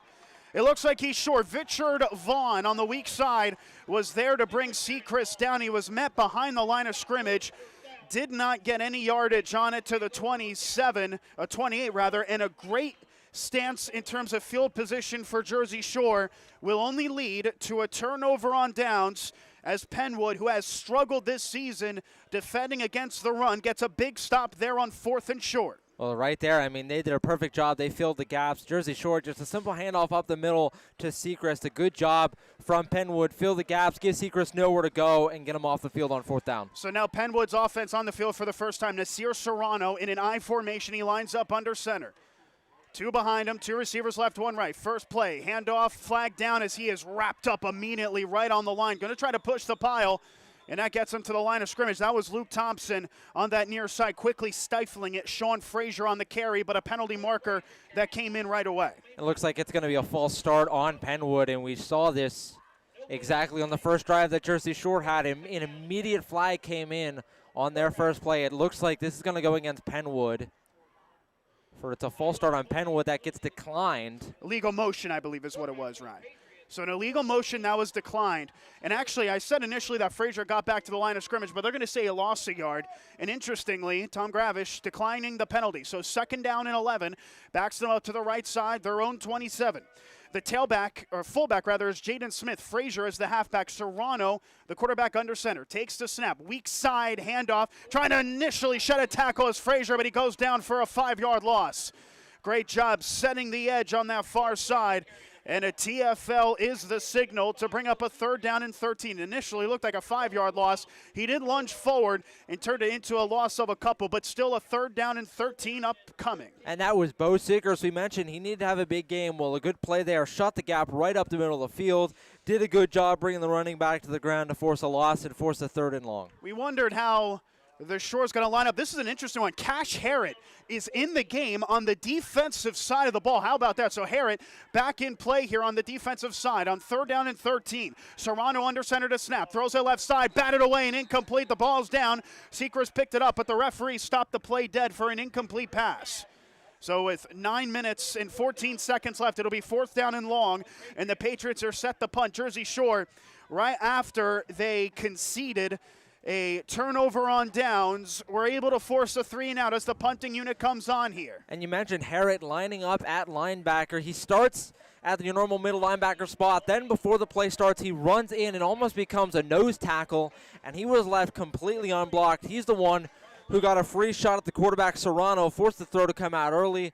Serrano hit as he throws. The ball gets wobbled, ends up incomplete, and Jersey Shore look like they're going to get off the field. Darren Riles, the head coach at Pennwood, calling a timeout. So they have 2 remaining in this first half. 9 minutes and 14 seconds left in the first quarter. We are scoreless between Jersey Shore and Pennwood. The Bulldogs' opening drive started inside of the Pennwood 40-yard line due to an excellent return by Luke Ryan, although they couldn't get a first down and actually got a turnover on downs. The Patriots, though, doing the same thing, a 3-and-out, and instead of going forward on 4th and long, they're looking to punt it away from inside of their own 25-yard line. Well, again, we'll mention again, notably, Cash Harrett in the game at middle linebacker. We did not see him run the ball on the first drive. Wait and see if he ends up getting a carry or 2 in this game. He was out last week. Returns for this game seemingly on the defensive side. We'll wait to see if he is on the offense as well. But for right now, Harrett looks to be back out on the field. So the punting unit is out onto the field here. Snap is good and hold as it is sent away. A bouncer that takes a Pennwood bounce past midfield inside of the 45 and will be downed at about the 43-yard line, and that is going to be where the Bulldogs' next drive will start here inside of their own 45 to about the 44-yard line at the moment, Ryan. And what are your thoughts then after what was a couple of drives that resulted in no first downs yet, both defenses showing up early? Well, Jersey Shore, their first drive, they started in Pennwood territory, weren't able to pick up first down, forced to a 3-and-out. Good job by the defense to respond, force 3-and-out of their own, but this Bulldogs offense has to find some life. Pauling in the gun, 2 receivers either side. 1st and 10, 44, play fake. Pauling steps up in the pocket, has time, now runs out of it, rolls out to his right, gets outside of the numbers, past the line of scrimmage to the 45 and is out of bounds right at the 45-yard line. A lot of running there for Nolan Pauling from left to right, but in the end, only a gain of 1. Yeah, Jersey Shore, not a lot of guys able to get open. Pauling was just looking and looking, not able to find anything. A good job by the offensive line to give Pauling time to roll out to his right side and just pick up a yard or two. So 2nd down and 9. Pauling in the gun. Hands it off up the middle. Takes it past the line of scrimmage. There was Sechrist to about the 48-yard line before being dispatched. Jaden Smith was to the case first. A 3rd down, and we'll call it 6. Out to the 48-yard line. And this is exactly where Jersey Shore does not want to be. This is what they were facing a lot of times last week against Hollidaysburg. 3rd and medium or 3rd and long. Right here, 3rd and 6 means they're probably going to have to throw the ball. On 3rd and 6, Pauling rolls out to his left to pass, fires on the comeback, gets caught by Watkins right at the 1st down marker. It'll depend on the spot. Sheldon Hannibal wrapped him up. A favorable spot from the near side official as Watkins got enough for the first. He needed 6 and got 7. I'm surprised to see them give him the 1st down. Watkins caught it, looked like right at the sticks, but kind of came back to the football a little bit. They give him forward progress and mark him right at the 1st down marker, but I am somewhat surprised to see them give that to him. A 1st and 10, Pauling to pass, throws over to the right side. It's caught by Ryan, takes it outside of the 45, and will be wrapped up at about the 44-yard line in Pennwood territory on that occasion. Another quick pass from Pauling to the far side. It's a good quick throw there. Pauling 2-step drop and fires it right away. A good pass there, a good short completion. Maybe trying to give Pauling some confidence. He's looking confident early on with his throws. They'll need him to keep that up. That one going for 2. Pauling throws left side again. It's through the hands and incomplete. Watkins on the comeback was the intended target on that occasion, but that one going through the breadbasket over the hands above the receiver. And I mean, Pauling throwing it back across his body. That one just a little bit high. Watkins jumped up for it, nearly was able to haul it in. Did get 2 hands on it, but just a little bit too high of a throw from Pauling, throwing back across his body. Sets up a 3rd down and 8 on the right side, 44. Pauling play fake, set the pass, under pressure, takes it himself and is wrapped up for a loss. Brought back to the 47-yard line, Josiah Stewart with just his 2nd sack of the season. It'll bring up a 4th down as Jersey Shore looks to punt it away. Another big defensive stop here by the Patriots. Tell you what, Pennwood might have came late, but they came to play. What a showing so far from the Pennwood defense on 2 drives, making this Jersey Shore offense uncomfortable, doing a good job stopping the run and getting the Bulldogs off the field. Nearly a block punt as well as Ryan managed to get it off. This one returned at about the 10. He sheds a tackle 15 and will get wrapped up right at that 15-yard line. Took a late shot as well as Watkins closed in on the return man Sheldon Hannibal. Got a couple of yards there, but did pay the price in the meantime, didn't he? Yeah, I mean, he got rocked there. I thought he almost got up for a second. I mean, he had 2 Jersey Shore defenders all over him. Nearly was able to get back up, but Jersey Shore, I mean, they laid the final hammer to knock him to the ground. So after all of that, it sets up a fresh set of downs here for Pennwood. Nip and tuck early on, less than 7 minutes to play in the 1st quarter. Jersey Shore scoreless here against Pennwood. You're listening to Jersey Shore football on the Bear. Here's a fresh set of downs for Pennwood. Nasir Serrano is under center. Power left formation, 2 receivers set, 1 on each side. Serrano takes the snap. It'll hand it off to the left side. Frazier is the lead tailback. Gets it past the 15-yard line to about the 17 for a 3-yard gain on a drive that started on their own 14. It'll be a 2nd and 7. And these are 2 very similar offenses, meaning the defenses, they want to do the same thing. Both these defenses need to do a good job at stopping the run. So far, Jersey Shore, and especially on that play, a good job to get the running back to ground. They want to make Pennwood throw. If they can make Serrano throw, again, last week, under 50% completion percentage, there's not a guarantee he's going to hit his throws. So Jersey Shore, they need to do whatever they can to make Pennwood air it out. So now on 2nd down and 7 on the left side. Serrano in the gun, twin tailbacks on either side and a 2-receiver set. 1 to snap. Serrano not able to get it off in time. The referees haven't thrown the flag. There's been 0 on the play clock for about 5 seconds, and now the flag finally comes in.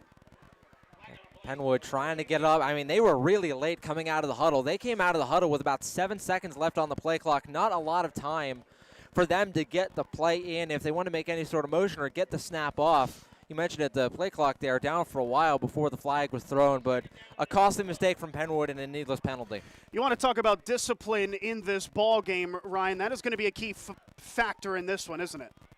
Yeah, it is, and a really good open field tackle there. Carson Watkins, Pennwood, kind of a little 5-yard curl route. Watkins, a good job staying home against the receiver, number 11. If you look at the name here, it's Richard Vaughn. A really good open field tackle there from Watkins to bring him to ground and force the third down.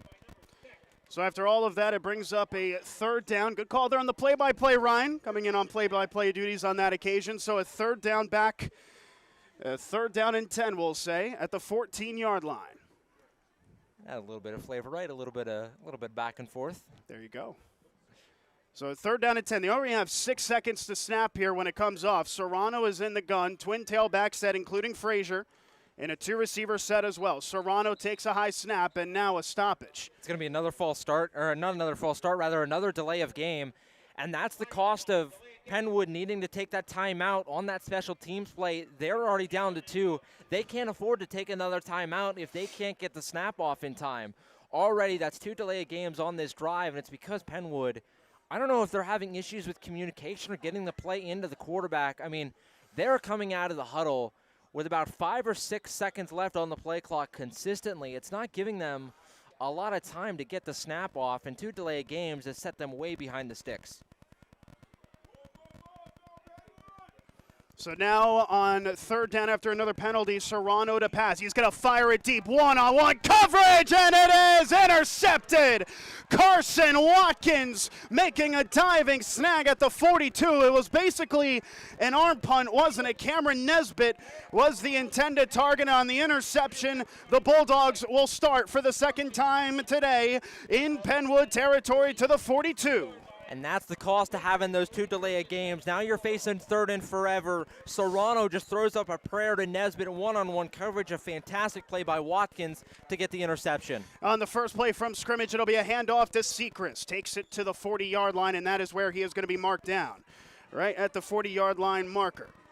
So the defenses have been the main character in this game so far, haven't they, Ryan? Yeah, I mean, both defenses done a good job getting the offense off the field. This looks like it's going to be a game of whoever can find the first score, and whichever defense finally ends up breaking. Jersey Shore not able to run the football. We were expecting it to be a ground and pound attack, but Pennwood, a good job at stifling it. Pauling handing it off, taking it himself rather on second down inside of the 40, and then wrapped up at the 39-yard line on that occasion. At the 39, a third down and 7, and we're seeing this again, similar to Hollidaysburg, Ryan. A lot of third and longs here. Yeah, and that tackle, it was number 58, Richard DeShield, bringing Pauling to the ground. And Jersey Shore, again, they've been plagued with third and long so far this season. On 3rd and 7, Pauling to throw. Fires to the right side. Caught inside of the 30 for the first down of the 25-yard line. Well, the Bulldogs needed a third down conversion, but they managed to get one in a big way there. Pauling on the run. Fires to be what looked like Luke Ryan running about a 10-yard out route there on the far side of the field. Caught it right along the sidelines. An easy pitch and catch from Pauling to Ryan, and a big first down. So a first down and 10 then. A motion man left to right as Pauling looks to throw again. He's got fire to the backside, looking for Watkins in the end zone. Touchdown, Jersey Shore. Carson Watkins with the post route over the middle and gets it into the end zone. It's a big touchdown for the Bulldogs. Under 4 minutes to go here in the first, and they draw first blood on an excellent drive down the field. Yeah, 25-yard touchdown pass there from Pauling to Watkins. Watkins, just a little post route, starts running vertical up the field. He's matched up against number 13, the linebacker, Sean Frazier. If you're a linebacker against a receiver, that's a matchup Jersey Shore is going to want to exploit. Watkins one-on-one, finds the wide open middle of the end zone. Pauling hits him on a dime, and a touchdown for Jersey Shore. So it's a familiar connection, Pauling to Watkins for the 6th time this season. Carson, Ryan, coming off of a season-low 2 catches for 14 yards. But he certainly made amends there on a very large reception. I mean, last week was just a struggle not only for Watkins, but the entire passing offense as a whole. I mean, you mentioned it, only 84 passing yards in the game against Hollidaysburg. Jersey Shore might have already eclipsed that mark in this game, and they certainly are on pace to do so. A great pitch and catch there, like you mentioned. When you have a wide receiver matched up against an outside linebacker, I mean, that's about as easy of a pitch and catch as it gets. Watkins at about 5 yards of separation. Pauling all the time in the world in the pocket. That's almost like playing catch in the backyard. So with 3 minutes and 57 seconds left in the first, Jersey Shore draws first blood. They lead 7-0 against Pennwood. This one on the near side 40 will be booted away. It's a squib kick inside of the 20. This is going to go out of bounds. So a kickoff out of bounds. Passetti kicking himself after the fact. as this one will give Pennwood good field position, and from my count, probably their best field position of the day so far. Yeah, it's either this or it was the one where Jersey Shore was forced to a fourth down loss, but that was even at about the 35, 30-ish yard line. So this will be a good field position for Pennwood on this drive, and we've not seen a lot from this Pennwood offense. It's been run the ball up the middle to very little success and being forced to throw it on third down, and they also have not been able to find any success there. They really need to find something to get going. It's going to have to start with the ground game. If they can force Jersey Shore to stack the box, that might open up some passes deeper down the field. So they start at their own 35, Pennwood trailing 7-0 against the Shore, and now another penalty marker. Well, this is vindicative of a new coaching staff, a new philosophy, Ryan. You're going to see a lot of these penalties that, just pre-snap, just not at the right timing. And that time it looked like the right guard, Jonathan Stewart, being called there for a false start. Yeah, I mean, it was right as they lined up. Stewart, I don't know if they didn't. I think they're having issues communicating the play because it looked like Stewart might have been trying to look back to see what the play was and moved a little bit early. And obviously it gets flagged there for the false start. But I'm wondering if they're having some issues in communication because you go back to those 2 delay of game penalties. That typically means that they're just not deciding on a play or they're not able to get a play call into their quarterback. So with... Actually, they actually called that offsides, actually, didn't they? That's a bizarre one. That's rare because I thought I had seen the offensive lineman moving. Ryan, you said he was looking behind for the play call, and it seemed like the referees agree with you there. So a false start that'll turn it into a 1st down and 5 on the right side, 40. I mean, and also Pennwood backed up like they thought it was on them. In I formation, Serrano this time to pass. He's going to fire it deep. Double coverage. It's through the hands and incomplete.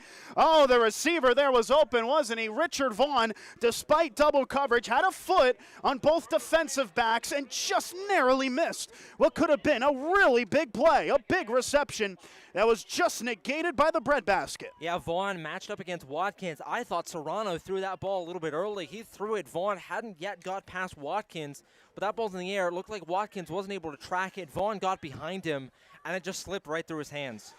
2nd down and 5 then on the right side, 40. 2 receivers on the left side. Serrano under center. Handoff to the fullback. He's not going to get far there. Jaden Smith carrying the pile. A flag comes in here late, right as the whistle had gone.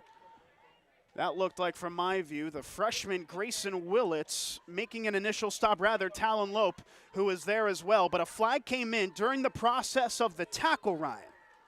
I'm not sure what the flag is. And also, quarterback Nasir Serrano, I think they are having issues because look at Serrano here on the near side. You might be able to see it on the stream. Serrano is getting the plays directly from his head coach after every play. He is coming to the sideline and talking directly with head coach Darren Riles. They've got to be having some issues with play calling here or some kind of communication.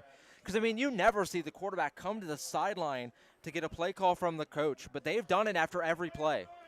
Just trying to iron things out here are the visiting Patriots. Now 1st and 10, middle of the park, 45. Serrano play fake, under pressure, able to avoid the edge, goes outside the numbers, will tuck and run it past the line of scrimmage.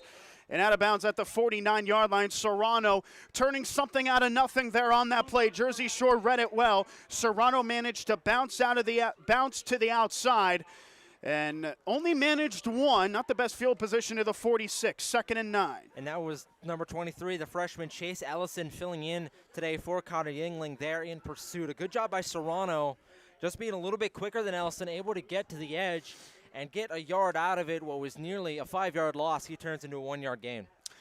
3 minutes and 22 seconds left then in the first quarter. Jersey Shore 7, Pennwood nothing. 2nd down and 9 on the left side, 46-yard line. Serrano under center, 2 receivers right, and now another delay of game penalty. They didn't break the huddle, Ryan. I was looking at it until there was about 5 seconds on the clock, on the play clock that is, and thus another delay of game is called as the Patriots are struggling with discipline here early. Just a lot of weird things. I mean, again, you have your quarterback sometimes getting the plays from the sidelines, a lot of delay of games, a lot of confusion. And now in 2nd and 15, Serrano cuts again to the outside. He's under pressure. This time down he goes. Inside of the 30 to the 28-yard line. It was Braden Swales getting to him on the blind side with some assistance from linebacker Chase Ellison. A big loss there and a 3rd down and over 20 beckoning. And Serrano just panicking in the pocket. He saw some pressure. There were some things open down the field, but as soon as the pressure came in, he was forced off his spot, tried to find a way to make a play down the field, nowhere to go. You mentioned Swales, able to get him to the ground, a huge sack there. Makes about a third and looks to be 25. A big play coming up for Pennwood. 29-yard line is where the Patriots are at now. They need to get to the Jersey Shore 45. 2 to snap as they get it off. It's a pitch to the outside. Stiff arm from Frazier. Flags are flying. He's outside of the numbers. And we'll get wrapped up behind the line of scrimmage for another loss to the 27. This drive for Pennwood admittedly has been quite ugly, hasn't it? They have not been able to establish much. And now more flags are down. And it looks like they might be pinned even further here, but on 3rd and long, I'd imagine whatever this penalty is, it will be declined. Yeah, I'm imagining this might be some sort of block in the back penalty. Yeah, Pennwood, it's just been a lot of confusion, a lot of troubles with getting the plays in, a lot of delayed games, pre-snap penalties, another penalty here. Just an unfortunate first 3 drives for Pennwood as they're going to face their 3rd punt of the game on 3 drives. Not 3 and out on this one, and it's a holding against Pennwood. Just a lot of confusion here from this Patriots team. You look at it from Jersey Shore's perspective. They got to take advantage from these early mishaps for Pennwood. That's been a real key factor. You're pinning Pennwood very much deep on a drive that started at their own 35. They're going to punt at their own 27 despite a first down on the drive. If you're Jersey Shore, you're probably going to end up getting this ball around your own 40-yard line. If you don't get a return, and maybe even closer, if it's around midfield, if they're able to get some sort of return here. It's going to be sent away. Oh, look out. That's heavy contact, and this is going to be coming back. It's fielded on the punt by Reinhardt. Another flag is down as he take it outside of the 40 to the 30 and out of bounds at the 27. The reason why we're not excited is because the punter, Haji Ali, took an absolute blow on the weak side by Thompson, and that looked like it hit the plant leg. That is roughing the kicker if the referees agree. Yeah, certainly. I mean, Ali went to ground right away. He took a shot there on that play. This is certainly going to be on Jersey Shore. And if I am not mistaken, an territory of an automatic first down. Well, roughing is the key, and that is if it hits the plant leg. And from my perspective, Ryan, that looks to have been the case. So the clock is stopped with 1:55 in the first quarter. Bulldogs up 7-0 against Pennwood, and this could be a massive lifeline here for Pennwood. We'll have to see the penalties here, and it looks like there are offsetting penalties, Ryan. Offsetting penalties, so because of that, they are going to replay the down, and blushes spared for the Bulldogs after that one. Well, Coach Riles is not happy, and I think that penalty came in on that flag there on the return. I think on the return there was a penalty on Pennwood that ends up being the flag that nullifies the roughing the kicker, so that is a big mistake to have because that is a free first down that on a return that would have counted for nothing gets taken away. So now 4th down and 25. They redo the punt here. Ali nearly had a block. Thompson was called there for running into the punter in the end. So they will do it again. Ali to punt. It should be noted and negated what was a very impressive return by Carter Reinhardt, who took it inside of the 30. This one far side hash is sent again, an end-over-end punt. Reinhardt has to back up to it, but gets to it at the 32. Breaks a tackle to the 40, gets past midfield, outside the numbers to the opposite 40. Cuts back over the middle, and he's got blockers to the 35. 30, flag is down, 20, 15. Another tackle to the 10, the 5, touchdown! Jersey Shore, but there is a flag down on the near side away from the play, and we'll see if this one stands. A massively impressive run by Reinhardt, but with more laundry down on the field, we'll see if it counts. Well, there's flags and there's shoes on the field. That first broken tackle literally shook a guy out of his shoes. That was Shakir Robertson, who lost what looked to be his left shoe on the return as he went to ground. Yeah, flag on the return. It certainly looks like it's going to be in the area of being against Jersey Shore. Wait and see.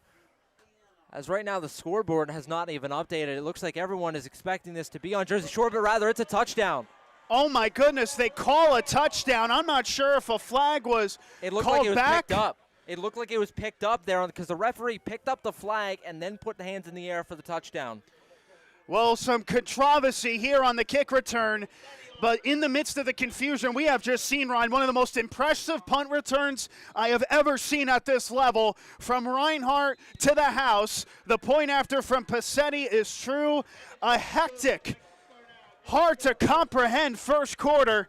And with 1:34 left in the opening frame, it's Jersey Shore 14, it's Pennwood nothing, and the Bulldogs getting it done on the special teams with the punt return. Yeah, I mean, just an incredible return there from Carter Reinhardt. Like I said, shook a guy literally out of his shoes, broke a few other tackles, and was just able, he started running towards the near side. He cut it back to the middle, and then ended up on the far right side of the field, found the end zone. Jersey Shore taking advantage of Pennwood mistakes, and that's what good teams do. If Pennwood is going to give you opportunities and they're going to make mistakes, you need to capitalize on them. Jersey Shore already 2 touchdowns here in the first quarter. They've gotten off to a hot start, and it looks like they're in cruise control. So 1:34 left in the first. Jersey Shore 14, Pennwood nothing. A special teams return touchdown by Reinhardt to double the advantage. And now they return it. The kickoff at the 10. He takes it 20, 25, sheds a tackle. Not the second nor the third as Thompson wraps up the kick returner. That's Zaire Sertain on my view. Or rather, the number 28, Jaden Mitchell, who takes it. Pennwood past the 20-yard line to about the 25 is where they will start this drive, Ryan. A very hectic first quarter that started with a 30-minute delay and has ended now with the Bulldogs up 14, pending the last minute 23. And Pennwood, the big key here on this drive is they just need to keep their composure.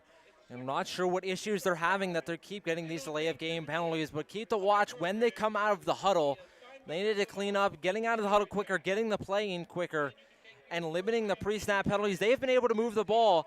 It's just they have shot themselves in the foot with some pre-snap penalties. So now 1st and 10, right side 25. Serrano as the quarterback takes the snap, fakes the screen pass, and now fires that subsequent screen pass to Hannibal, and it's incomplete. Right at the 25-yard line was Hannibal, the intended target. Bo Sechrist was on the outside to close in on the incompletion, a 2nd and 10. Well, Hannibal wide open. I'm not sure why Serrano pump faked it. There was a screen the whole way. Serrano never even looked anywhere else. I'm not sure who he was trying to fool because Hannibal was left wide open. Serrano pump fakes, then ends up going back there anyway. It looked like Hannibal thought Serrano might have moved off of the play, wasn't ready for the throw to be there, and just ended up dropping it. I ponder if the intended play call was a fake screen and then go route, as on 2nd down they go with a weak side handoff. Initially broke the tackle as the tailback Frazier, but again the Bulldogs close down and bring up another loss. This one's going to be a 4-yard loss as Frazier was unable to find the edge, and Jersey Shore defensively is doing very well to stop this ground game. On the far side, assisting on the tackle was, again, the freshman Grayson Willits. I mean, it is just a sea of orange and black right now around the football. Nowhere to go for Pennwood in the ground game. Jersey Shore doing a really good job. Even if Pennwood's able to break a few tackles, there's always a 2nd or 3rd defender there to make the stop. 7 to snap here for Serrano in the gun. Takes a high snap, 5-man rush. It's picked up. He's going to fire it over the middle, and it's incomplete. That was great shadow coverage by Luke Ryan. Sheldon Hannibal, the intended target for the 2nd time in 3 plays, but that one overthrown. And on 4th down and 13, the punting unit comes onto the field. And Jersey Shore looking very much more comfortable of the two when that defense is on the field. And just a simple go route there with both Hannibal and Nesmith running vertical up the field. In coverage, it was Reinhardt, and you mentioned it was Luke Ryan, both there. That one kind of landed in between. I'm not sure where Serrano was throwing it. Landed right in between the both of them. Ali punts it away, a low looping punt, takes 1 bounce, then a 2nd inside of the 40, a good Patriot bounce. And we'll be down at the 35-yard line. Shakari Robertson, was there to tap it. So a hectic opening period that even led to some internet issues from us, and we apologize for that. But on the field here, it seems like we've tried to grow a bit stable. We'll try to be at least as stable as Jersey Shore has been now, up 2 possessions with 18 seconds left to go in the opening salvo. And this is where Jersey Shore wants to be, with the lead early on in the game, because it lets them be able to run the football. They don't have to worry about trying to come back from behind like they did last week. They can just establish the ground game. Pauling on 1st down, rolls out to his right, fakes, and now fires it deep. One-on-one coverage, again, a looping ball, it's caught inside of the 20 to the 13-yard line. Luke Ryan with the high point reception. And with 8 seconds left and William Gall preventing a touchdown, it'll be 1st down inside of the Pennwood red zone. Ryan there just playing some big boy football one-on-one. Pauling took the shot. just threw it up there, hoping for a miracle. Ryan, a fantastic job to come down with it. Looked like in coverage, that was number 2, William Gold, the junior corner. Ryan, it looked like he might have even been signaling he wanted a pass interference call. He threw his hand in the air in the direction of the referee, but it didn't matter. Able to go up, high point the football, bring it to ground, and a huge play for Jersey Shore to end the first quarter. And what a way to end the first quarter. The Bulldogs in business, leading 14-0 against Pennwood. You're tuned in to Jersey Shore football on the Bear Country Sports Network. 42 years serving you. All Round Tire, your hometown service and tire sales center. Family owned and operated, All Round Tire features Cooper and many other brands, including Michelin and Firestone. Make us your first choice, not only for passenger, light truck, farm, and ag tires, but also for service, brakes, exhaust, belts, and hoses. We offer the only vulcanized flat repairs in the area. PA State Inspection 2, open weekdays 8 till 5, Saturday till noon. All Round Tire, Cement Hollow Road, Jersey Shore. 1 quarter down, 3 to go here at Thompson Street Stadium in Jersey Shore, Pennsylvania. Jersey Shore 14, Pennwood nothing. A game that was already delayed. And then an extra long first quarter due to the amount of penalties. But after all of that, it'll be the Bulldogs up 14-0 starting this second quarter with a 1st and 10 after a deep ball from Pauling to Luke Ryan. Closed out the first. So trips left, 1 right. Pauling in the gun on the right side, 17. Takes the low, snap to throw. He pump fakes, now tries to roll out left, runs out of time, reverts back to the right. He's loose all of a sudden. Inside of 15, he lost the football. It's picked up again by the Shore, and they're brought down at the 10-yard line as the Bulldogs, as Luke Ryan prevented a turnover. It was Richard Vaughn coughing it loose. And after the end of all of that, on a broken play and then a fumble, it turns into a 7-yard gain after all of that. And heads-up play by Luke Ryan. Ryan was sitting behind Pauling, trailing Pauling the whole way. Didn't go up to give him a block because if in case Pauling fumbles, Ryan is able to fall on it. And now Pauling on 2nd and short. He's going to push pass it over. The defender to Seacrest, and he's into the end zone for the score. That is top shelf from Nolan Pauling. It was intended to be a push pass. He lobbed it over the defensive end that was in between he and Seacrest, and the tailback took it and turned it into the end zone. That is improvisation at its very best for the sophomore quarterback. 20-0 with the extra point pending. Yeah, Nick, you hit the nail on the head there. That was a designed push pass. Pennwood, a good job to deny it. They got pressure in right away, so Pauling couldn't push it forward. A good job by both Pauling and Seacrest to recognize and adapt. Seacrest immediately started running up the field. Pauling was looking like a baseball player there, just kind of lofted it right over the defender, right into Seacrest's lap. Seacrest does the rest of the work. A fantastic effort from both Pauling and Seacrest to get the touchdown. It is the 8th reception on the season for Seacrest. It is the first time he has had a receiving touchdown. He has always played a huge part, Ryan, and when you look at the way that Seacrest has impacted throughout this season for Jersey Shore, you knew he was going to have a big task today, and that task grew bigger. And that's the thing, without Cash Harrod, I think it's safe to say at this point, Harrod not expected to feature on the offensive side. That is, but Seacrest not really known for his catches. Only 7 receptions this season for 121 yards. A big catch there for his 8th, his first receiving touchdown of the year, and a huge one to put the Bulldogs up 21-zip. Just 43 seconds into the second quarter, they're up by 3 scores. It's a muffed reception and then recovered on the punt to about the 20. Pats attempting to bring down the returner, sheds a couple of tacklers, and then is wrapped up at about the 22-yard line. Was the finesse of Jaden Mitchell taking it past his own red zone. So now where does Pennwood go from here? You look at how they have committed a vast majority of the mistakes so far in this game, a lot of pre-snap penalties. It seems like trying to get an extra button up will be the key for them to try to steady this ship that Jersey Shore has sailed away with. I think you got to see a little bit more throws to the intermediate levels of the field. It really feels like there's been 2 play calls for Pennwood. Run up the middle or throw it 20 yards down the field. It feels like that has been their offense to this point. I want to see them try to open up the middle of the field. Maybe instead of going for those 20-yard passes, try to hit some 2 or 3-yard passes. Serrano under center, 1st and 10 at his own 21. He drops back to pass, under pressure, evades it, steps up in the pocket, and now gets wrapped up. That's going to be a loss. He took a shot from about 3 different Jersey Shore defenders. It was on the initial grab, Chase Ellison, that wrapped him up. It'll be a loss of about 1, maybe 2. Inside of their own 20 they go, 2nd down and long. Looked like Talon Lope might have been in on this play as well. But, yeah, broken play. Serrano able to step up, avoid two. But there was just more where that came from. It certainly is October because there's orange and black everywhere. Yeah, that one saved up. I just know it. 90 seconds gone here in the second quarter. Serrano under center, 3 receivers set. Blitz coming. He drops back to pass, fires it over the middle. It's incomplete. Well, that's what you recommended, Ryan, that Penn would do. Look for the pass over the middle, a little bit more of the shorter distance. With that one overthrown off of the back shoulder of the intended target, who looked to be Nesbitt, has 1 reception this season, 3rd down and long. And I'm surprised we haven't seen a lot of Haji Ali in this game. I don't even know if we've seen him on the field that much, but he has not been targeted yet in this game. Again, leading receiver coming into the game with 30 catches for 200 yards. He has not seen a target. We'll look and see if we can see him out on the field on some of these plays, and he is out there.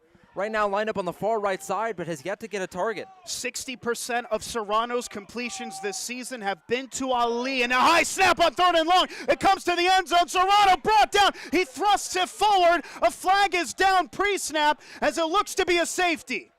A flag is down on that near side as the snap was high, intended for Serrano. He just threw it in the back of the end zone. A smart play by the quarterback, preventing anything worse from happening there, having to take a safety. However, we'll see what the flag is here. It's a decline penalty on Pennwood.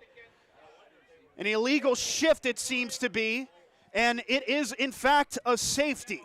The Bulldogs forcing a safety on the high snap. Juan Macklin is the typical center for the Patriots. Serrano wasn't able to snag it on the high arc, and he was forced to just thrust it out of the end zone for a safety. And so Jersey Shore defensively now getting some points on their own side. They now lead 23-0 on a game that has now firmly been dominated by the Bulldogs. A couple of drives back and forth that led to scoreless possessions. And now Jersey Shore means business. You mentioned that war of attrition, Ryan. It seems like it was the midway point of the first quarter when the gas really started to get pushed. Yeah, and it's just been pre-snap nightmares so far in this game for Pennwood. Multiple delay of game penalties, multiple illegal shifts, multiple false starts, and now before the snap, a high snap goes over Serrano's head. Serrano in panic mode, able to grab it in the end zone, kind of throws it out of the back of the end zone to avoid anything worse from happening. Just disastrous pre-snap here from Pennwood so far, and Jersey Shore, to their credit, are taking full advantage.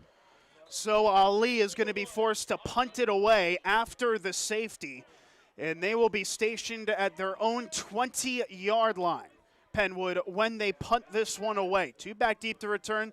The 2 Bulldog returners, Watkins and Ryan, at their own 35. This could get ugly very quickly. This is a line drive punt. Will take 1 bounce, now a second, before it's actually Reinhardt that fields it at the 40. Takes it over the middle of the 45, across midfield, and will be wrapped up. And I tell you what, if Reinhardt broke that last tackle, he could have had a lot of space on that far side. Shakari Robertson making another special teams play. Now for Jersey Shore, we've seen the deep pass work. Pauling able to hit 2 big passes so far in this game. He had the long pass to Luke Ryan and then the 25-yard touchdown pass to Watkins earlier on in the game.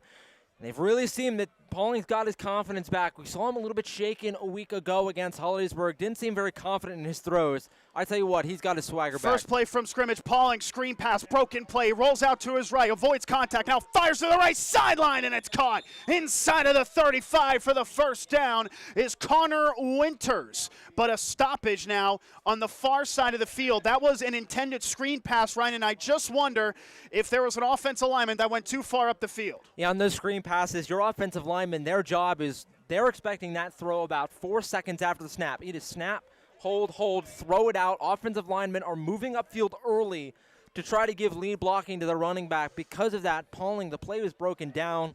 He rolls out to the other side, does get a nice completion on the far side, but those offensive linemen are already 7, 8, 9 yards up the field by the time that throw gets out.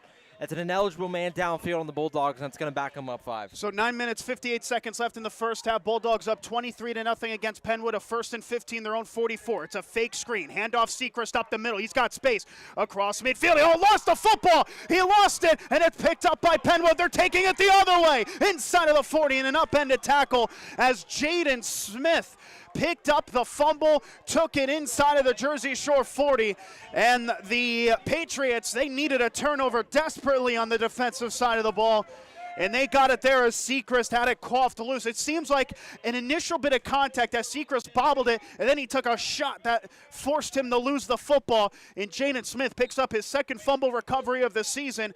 And the Patriots trying to get some life back in this game. They'll start this drive at the Jersey Shore 37. Well, Nick, I was just about to mention before that fumble that Pennwood, when they're making these tackles, they are flailing their arms out to try to knock the football out. I mean, they're trying to punch the ball out. They do a good job there, force the fumble and get a recovery. Serrano under center, hands off the fullback Smith. Oh my goodness, he put the shoulder pad down, didn't he? Getting past the 35 and then down at the 33. That was a violent hit on first contact. The fullback Smith showing why he's got the power move. So second down, and we'll call it 6. Serrano under center, takes a snap, another handoff to Smith. He cuts it back to the weak side, has space inside of the 30. He's got speed, first down inside the 20. And wrapped up at the 18-yard line from behind by Luke Ryan, the fullback Jaden Smith, causing some Bulldog headaches here.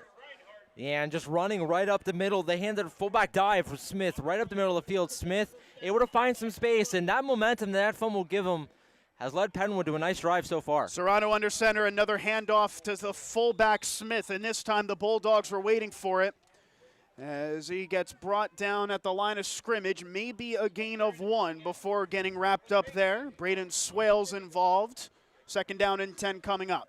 Yeah, that fumble was just huge. I mean, Pennwood has just been searching for momentum all game. They've been trying to find a way to get some little bit of life. That fumble gives it to them, and you're seeing right now it's paying dividends. Pennwood picks up their first down of the game by my note, and just seeming to be getting a little bit of life moving the football here. Josiah Haley is now in at tailback. He has 20 attempts this season for 74 yards. Serrano under center, this time to throw. He's under pressure, rolls out to his right. He's got space forward, inside the 15, the 10, the 5, touchdown, Pennwood.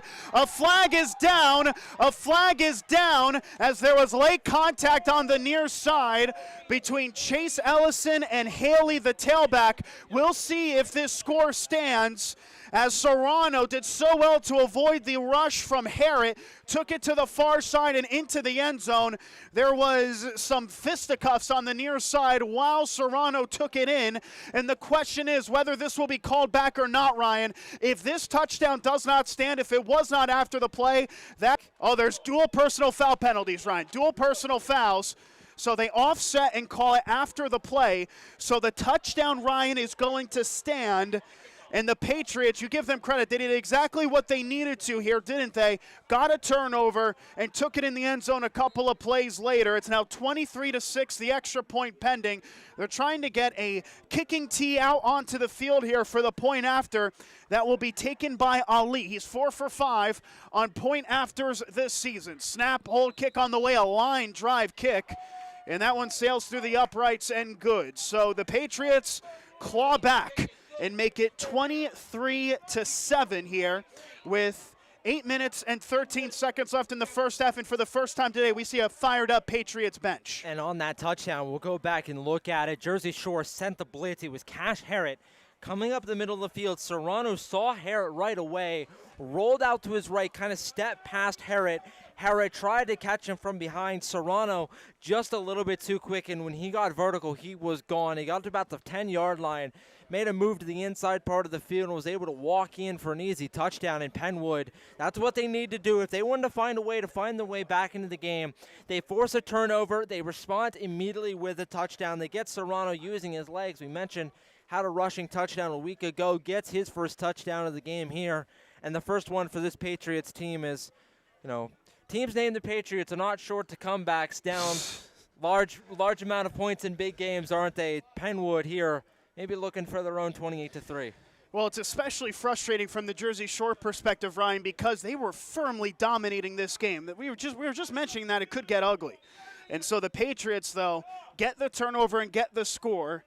And they now trail 23-7. Jersey Shore looking for their fight back. They're going to kick this off at the Jersey Shore 45 because of the personal foul penalties that took place. This is going to be in play, fielded at the 10 by Ryan. He takes it to the 15, outside the numbers 20. He's got a seam to the 30, and it's just pushed out of bounds at the 33-yard line. And on my first view, it looked like Ryan could have been potentially gone there. A diving push out of bounds by Kareem Handy was very handy on that occasion. And some good blocking here on the kickoff for Jersey Shore. when Pennwood takes that penalty, there's a big risk that with a good kick, Jersey Shore might be forced to start the drive from about their own 10-yard line. That's about where he fields it. A really good job there by the Shore blocking on the special teams unit, giving him room to run and able to get them to the 30-yard line. On 1st and 10, Pauling to throw. First play from scrimmage. He fires it deep. He wants it all, and it's incomplete. And that looked to be closer to an interception than a completion by the time the ball hit the grass. In coverage looked to be Haji Ali, who's been quiet today, but is such a playmaker for this Pennwood team. Denying a lunging reception by Watkins. 2nd down. Jersey Shore seeming to make some adjustments. They're kind of going against the run on 1st down, which we see a lot from them, opting to try to take some shots down the field. On 2nd and 10, Pauling rolls out to his right, has a lot of time, looks over the field, pumps, and now just dumps it away. And that was good defensive coverage. It looked like the intended target on that route was Winters. Zaire Sertain was marking him. 3rd down and long after back-to-back Jersey Shore incompletions. When Pauling there on that pump fake, he was looking for Carter Reinhardt. Reinhardt on the right side was running right at the middle of the field. He was open, matched up against Sheldon Hannibal, but for Pauling, that would have been an ill-advised throw. He would have had to throw across his body about 20 yards down the field if he wanted to hit Reinhardt. A good job there by Pauling to think better of it and just throw it away. And on 3rd down and 10, we are now going to have a stoppage and a timeout. So with 7 minutes and 50 seconds remaining here in the first half, timeout taken, and this looked to be, I believe, on the Bulldogs this time, utilizing a timeout. They will have 2 remaining. So just shy of the halfway mark here at Thompson Street Stadium. Jersey Shore 23, Pennwood 7. The Bulldogs scored the first 23 points of the game. And correction, it was actually Pennwood taking that timeout before the Patriots, helped out by a fumble recovery from Jaden Smith, was able to take it into the end zone on a touchdown run by the quarterback Serrano to make it 23-7. And notably, I mean, talking about this Jersey Shore offense, there has been a clear change. They're not running the football as much without Cash Harrett in this game. It has been more of a pass-heavy offense, trying to take shots down the field and adjust to this Pennwood defense. On 3rd and 10, Pauling again to throw. Under pressure, runs out of time. He rolls out to his right to buy some more. Not a lot of options forward, and he has to throw it away again. Back-to-back throwaways there from Pauling as Pennwood's secondary matched the Bulldog receiving core there. It was 3 plays for 3 incompletions, and on 4th and 10, the Bulldogs will send it away on a 3-and-out, the momentum shifting. You mentioned it, Nick. No one open downfield for Jersey Shore. Pauling was just buying time, trying to find something down the field. Nothing got open. Jersey Shore, good job there from Pennwood as well. Jersey Shore is stalling out here. Pennwood gets the turnover, gets a touchdown, then forces a 3-and-out, and is going to get the opportunity to get the ball back. Should be noted, Pennwood's touchdown came on a broken play that allowed to be, at least Serrano, taking it himself, running it up the field for the score. Improvisation required. Jersey Shore has done very well in the early goings of this one, but Pennwood getting some breaks on their side, getting a couple big plays, the fumble recovery and touchdown on the previous drive. But on that 3-and-out, that was Pennwood's defense, just the better of the two, at least on that drive, forcing 3 incompletion. And it should be noted as well, Ryan, managing to put some pressure on the speedster quarterback Pauling. Yeah, they're forcing Pauling off of his spot. I mean, they're making him dance around in the pocket and have to try to extend the play. And he's done a good job at not taking the sacks, but there's just nothing open downfield for him to find right now. And momentum is a real thing. I mean, you look at it, Jersey Shore, they stalled on their first few drives, and when they found the touchdown, they just rolled to put up 23 unanswered points. Pennwood got the fumble, stole some momentum back. So now a punt is sent away by Ryan end over end, takes a Jersey Shore bounce inside of the 40 to the 35. The returner for Pennwood, who is back, Jaden Mitchell, thought about picking it up, but it'll be Reinhardt that downs it instead at the 31-yard line. Another impressive punt by Ryan, end over end. And when it stops, the Patriots will start this drive at their own 31-yard line, right at the halfway mark in this second quarter. Jersey Shore 23, Pennwood 7. And what do we learn from Pennwood on that last drive? Well, Nasir Serrano, a threat with his legs. We saw him on the 20-yard touchdown run. He is incredibly fast, so I think if Pennwood They want to keep this offense moving like they did on the last drive. Try to get Serrano out in space, maybe some designed quarterback runs, maybe some read options. Try to get him space to move, and he looks like he can be deadly when he has some room. Serrano with 3 rushing touchdowns this season, 13 total touchdowns, 10 in the air and 3 on the ground. His 1 rushing touchdown came last week in the 4-point loss to Interborough. This one cuts the Jersey Shore lead to 16 points. Trying to get the math correct in my head. I don't believe that's 16, in fact, but we'll double check that once it's available. It's around that mark. Not the best at math, of course. Serrano under center, fresh set of downs. He drops back to pass, fires at the right side. A lot of time for Haley, makes the reception, takes it past the 25 and takes a shot shy of the first down marker to the 26. Josiah Haley with his 2nd reception of the season. He's been utilized a lot more recently. All of his carries and receptions have been in the last 4 games. That reception going, actually not the best part of scrimmage there, isn't it? Only for about 5 or 6 yards there. It'll bring up a 2nd and medium to the 26-yard line. A 2nd down, we'll call it 5, in fact, to the 26. There was a penalty that backed the Patriots up 10 more yards, so 2nd and 5 at their own 26. Serrano, a handoff to the fullback believed to be Smith to that weak side, and this time the Bulldogs were ready for a couple yells from the Bulldog bench in celebration to that far side, as Smith wasn't able to get much. 3rd down and 5. Actually, it looked like that was number 13, Sean Frazier, there on the carry. Pennwood just really rotating these backs through. We've seen Frazier get some carries. We've seen Smith and Josiah Haley get a few carries as well. They are really rotating that running back room. Meanwhile, you look for Jersey Shore, it has just been all Bo Sechrist so far in the backfield. On 3rd and 5, Serrano is under center in I formation, 2 receivers left. The senior takes the snap, will hand it off to the fullback and takes a shot from behind right at the 29-yard line. That is going to be shy of the line to gain. Frazier again on the handoff, lined up as a fullback. It was Ellison that applied the finishing blow. 4th down and 2. How risky do you want to be here if you're Pennwood? It looks like the punting personnel will come out onto the field with less than 6 minutes left in the first half, with the Bulldogs leading 23-7. It looks like they might get the ball back here. Yeah, I mean, I know it's 4th and 1, 4th and 2, but with how Jersey Shore is done stopping the run, you're not really confident that you're going to be able to get 2 yards. Backed up near your own 30-yard line, you cannot afford to give Jersey Shore a free opportunity to score. You got to punt it away. Ali takes a low snap, recovers, and sends an end-over-end punt. Reinhardt lets it bounce in front of him to the 40. Bounces towards the right side before being downed at the 39-yard line. And it's that name again, Shakiri Robertson. I got to tell you, he's been the real special teams man, downing punts, making tackles. That time, he downs the punt at the 39-yard line. So the Bulldogs with good field position, up 23-7, trying to get back in the driver's seat here. And what do we see on the first play? The last 2 drives, the first play has been a deep shot down the field. They've taken multiple in this game. Is this going to be another shot play? 1st and 10 to the left side, 39. Pauling in the gun. Hands it off to Sechrist. First play from scrimmage. Takes it upfield to the 40. Makes a high tackle to the 42-yard line. That's close to a face mask, but they'll call it a clean open field tackle by Zaire Certain, the strong safety. After all of that running to the right side, it's a gain of about 2. Sechrist bottled up a little bit here in the last couple drives. And that was just a really good tackle there. He's just able to get him. He got him right at about that shoulder pad area and was able to drag him to the ground. Jersey Shore just not able to find space to run.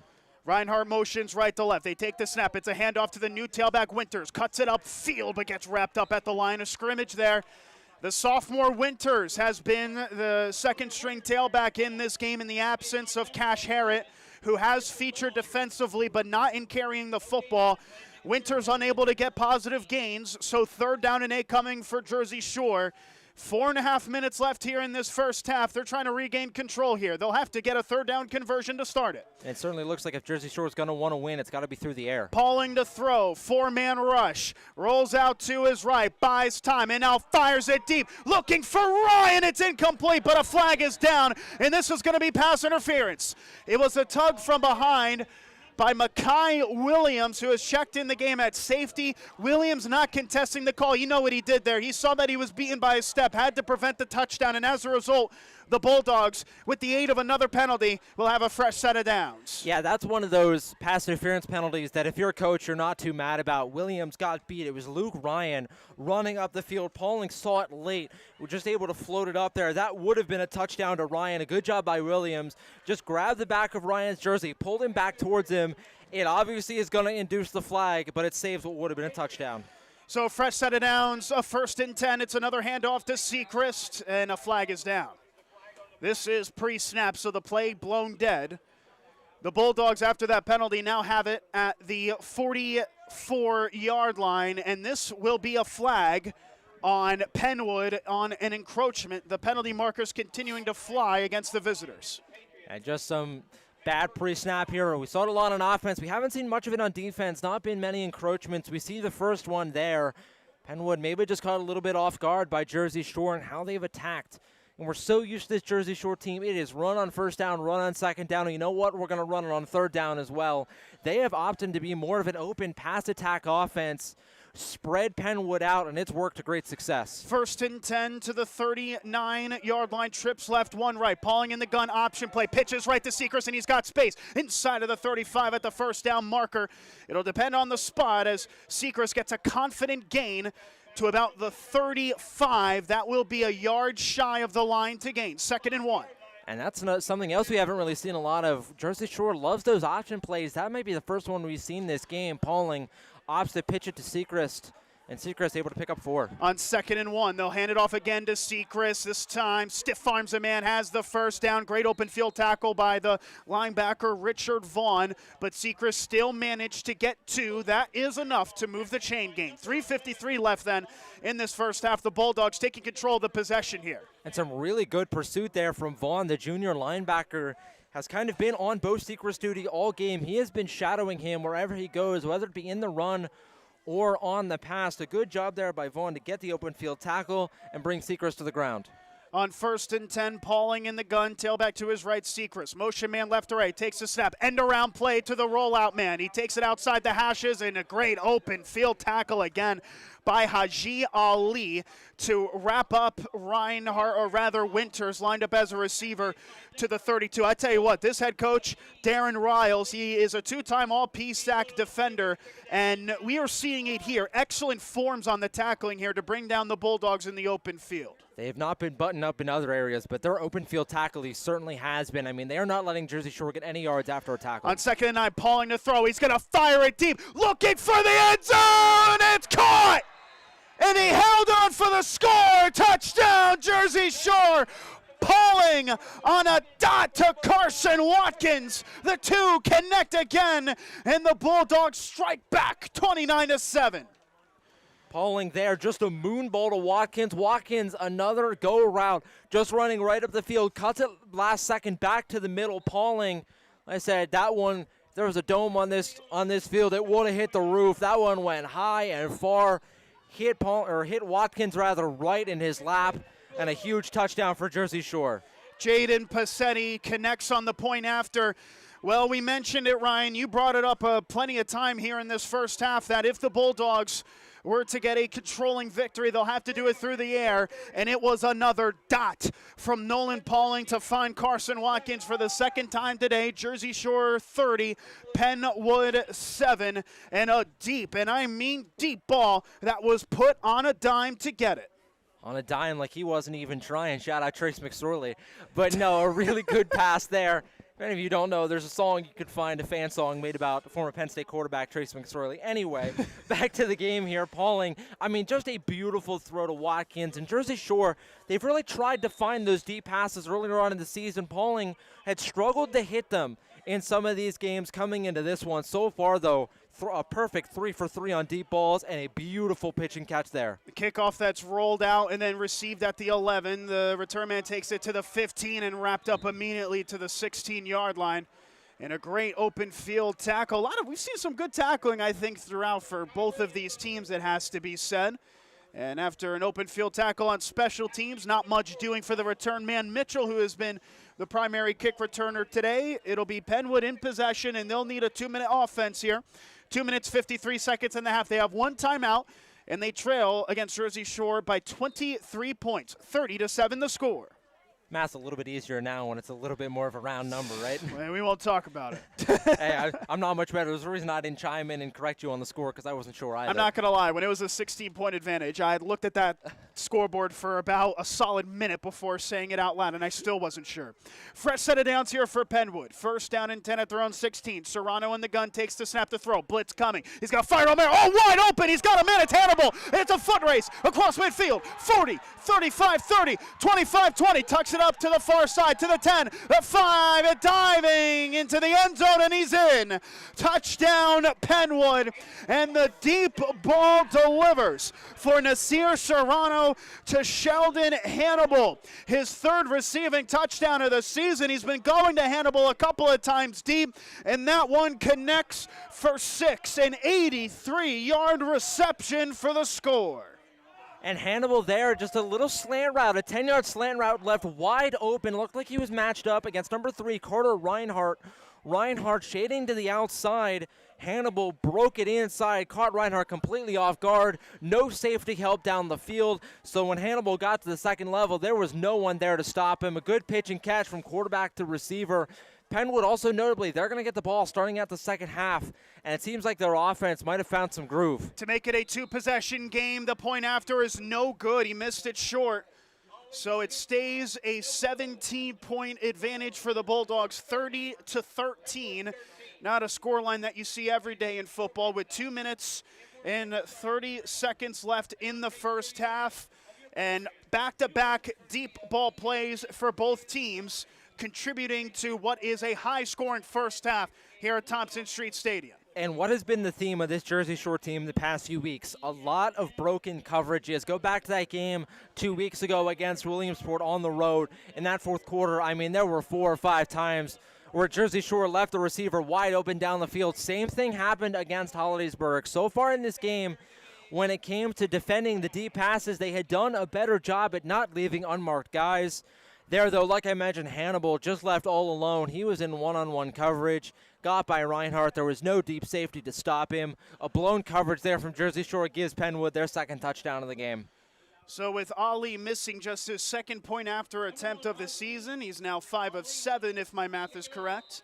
He will now send it away from his own 40 with Jersey Shore, who have scored 30 points in this first half, going into their own 2-minute offense. Pennwood scoring on just an 18-second drive. As this one is pooched, it's going to go to the return man to the 25. He takes a 30, 35, sheds a tackler to the 40 as Ryan gets across midfield and into the 48-yard line. Ryan floating like a butterfly on some of those broken tackles. It was Dallas Harleston eventually bringing him down. But Jersey Shore, they are hungry for more here, leading 30-13, and they have 2 minutes and 20 seconds to take it 48 yards. Mentioned Ryan floating like a butterfly. Well, they certainly hope this offense can sting like a bee here in this 2-minute drill. If they need to find another score, again, we'll mention Pennwood gets the ball coming into the second half, or coming out of the second half, rather. Jersey Shore, they'd certainly like to find a score here. A 4-receiver set, Pauling in the gun, fakes the throw, handoff to Secret's got a lot of space inside the 40, puts the shoulder pad down at the first down marker. It is very rare that you see a defender take a hit like that. Well, it was Haji Ali bringing him down for an 8-yard gain. Seacrest, just an angry runner, certainly earned the nickname Knuckles with runs like that. Second down and 2, Pauling in the gun, handoff Seacrest, tries to cut it upfield, and he's going to get brought down for a loss there.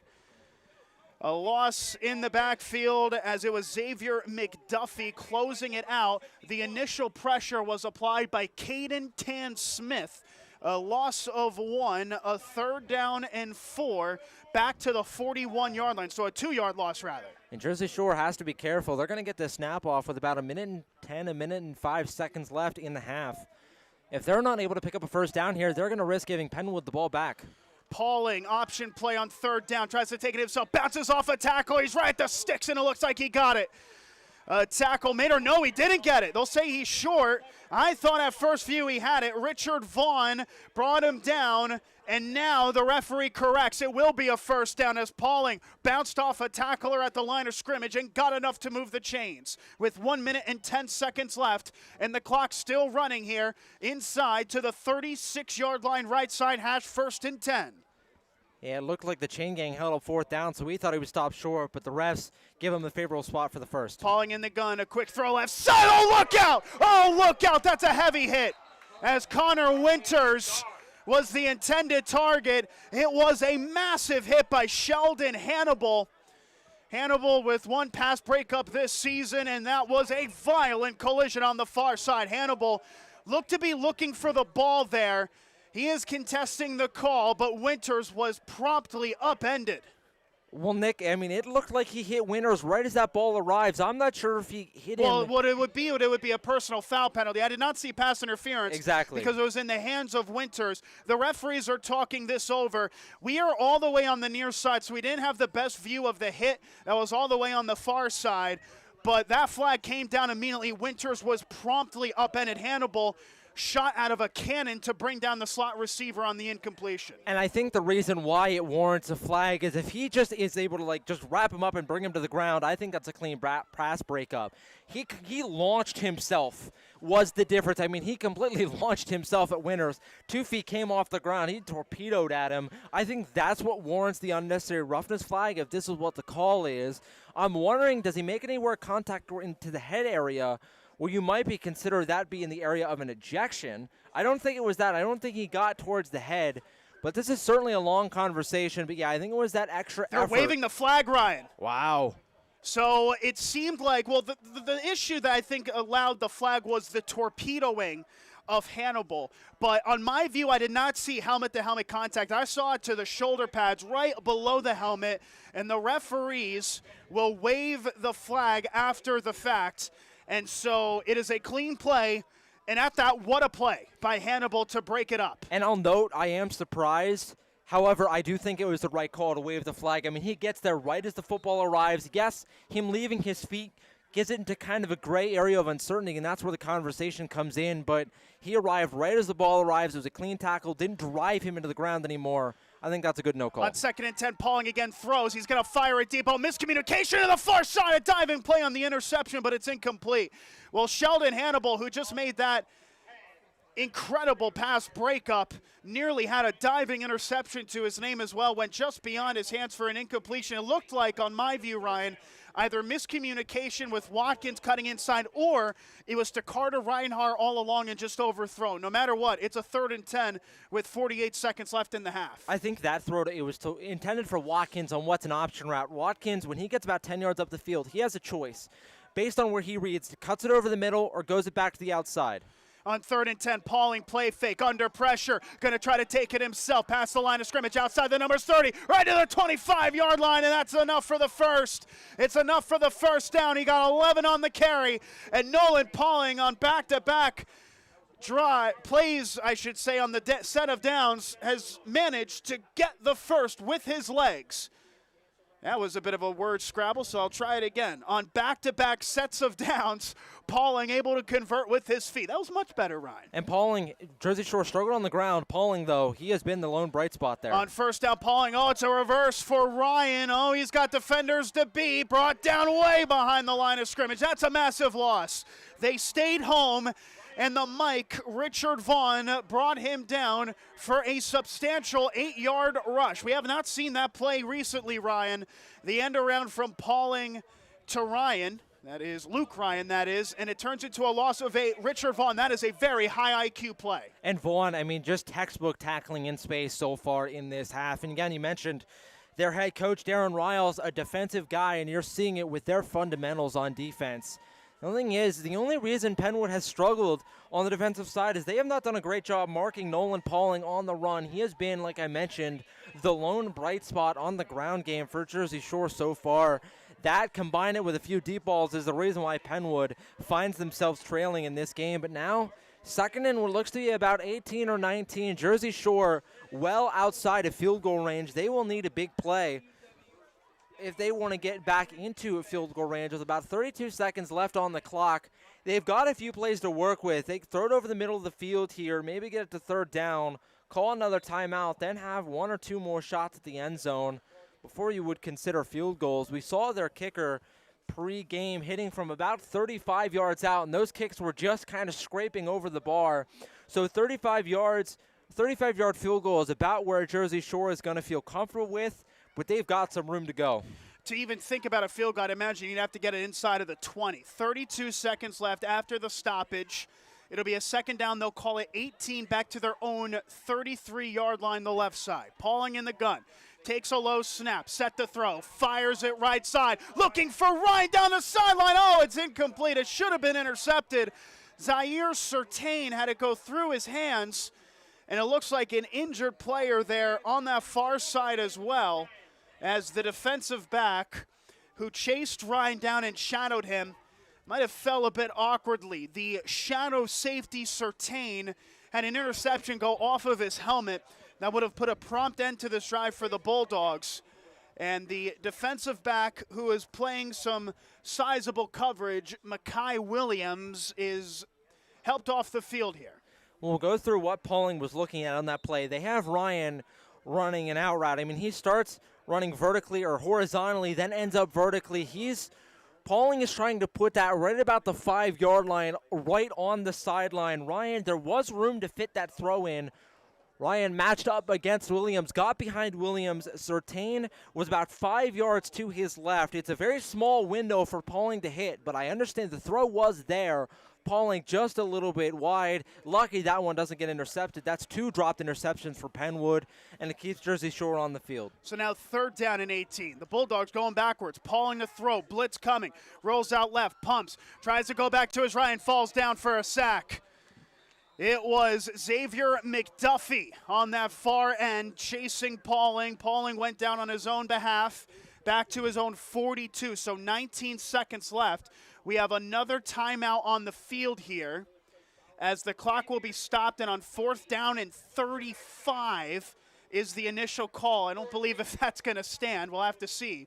But on fourth down and forever, the Bulldogs will most likely either punt or go to the end zone for maybe an arm punt with 19 seconds left. What would you do here, Ryan? I think you would punt it away. You risk, if you can't find the end zone, you give Pennwood the ball back with about, call it 15, 14, 13 seconds, right around that area near your own 45-yard line. And with what we just saw from Pennwood, it's an offense that if they can get a guy open, they can take it to the house. If I'm Jersey Shore, you play the field position game, punt it away, try to pin him back inside the 20, let him get the ball back with about, again, right around that 15 seconds left, and trust your defense to get off the field.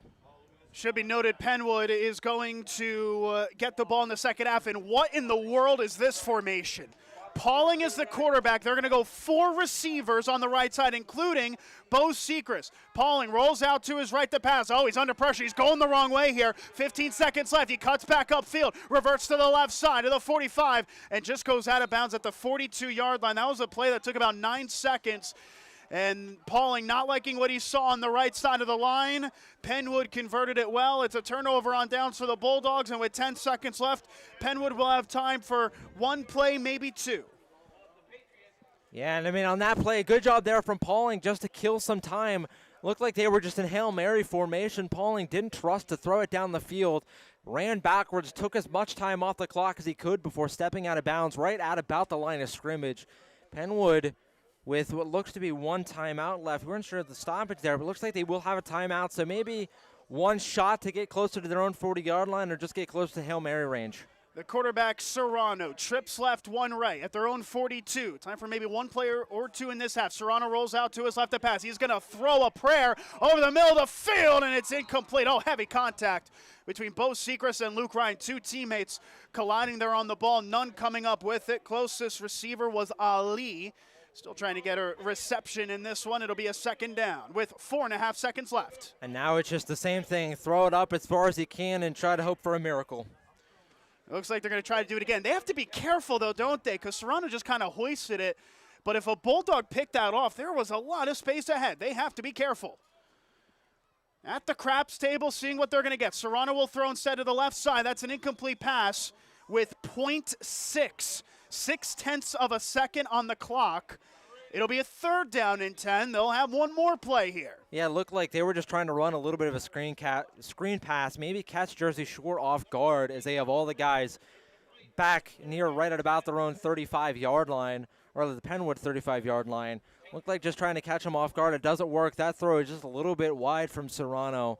And again, probably just another shot down the field. We have seen Jersey Shore be the beneficiary and the victim of a last-gasp touchdown in the first half, and what all of them had in common was it was a mistake by the offense that provided it. With 0.6 of a second left in the half, 3rd down and 10. Serrano in the gun to pass, throws it quick, far side, one-on-one coverage, and incomplete. Just a throwaway. Ali was the intended target, and that is how an enigmatic first half of action ends at Thompson Street Stadium. Jersey Shore 30, Pennwood 13. We have seen 43 total points in this game, a lot of big plays, which has been a bit of a theme, hasn't it, Ryan, throughout this season for Jersey Shore, especially in recent weeks. The big play benefiting and being the detriment of the Bulldogs as they go into the locker room up a comfortable score, but of course we'll have to defend to start that second half. Yeah, you mentioned it.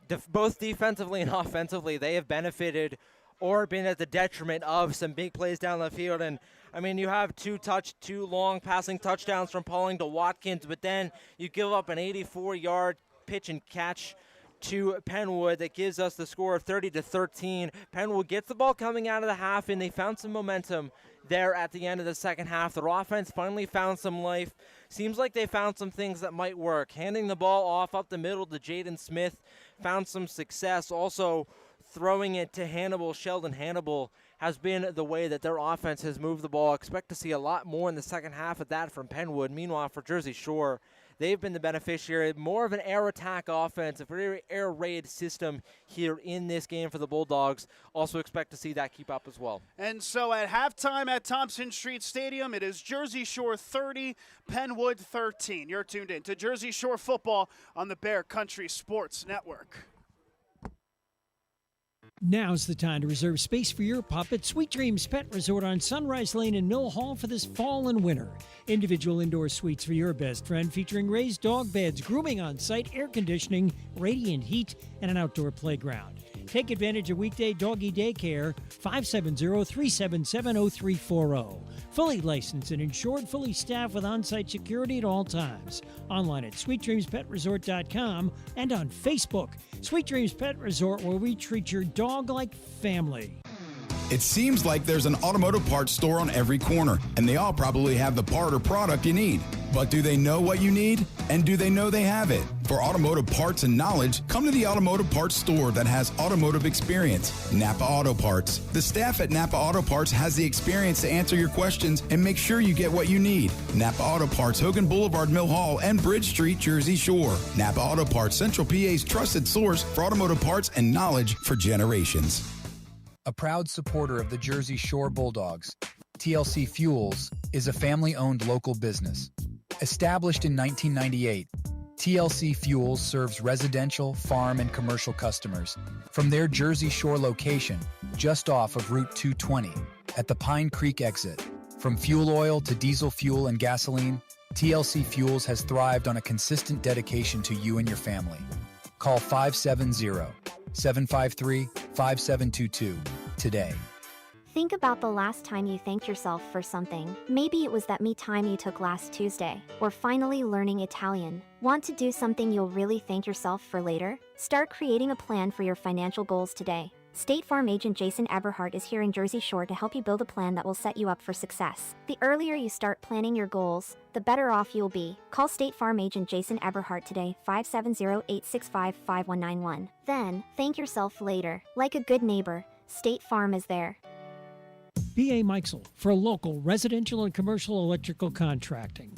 With over 15 years serving central Pennsylvania, B.A. Mikesell has built up relationships with hundreds of home and business owners in Jersey Shore and beyond. Trust B.A. Mikesell's trained electricians for all of your needs. Take advantage of their industry-leading guarantees. Call 570-398-7837 today to find out more.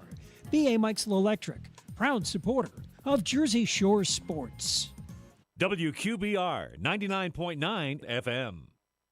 Welcome, Creek Unique Candles and more and Tightrope Films to Lock Haven.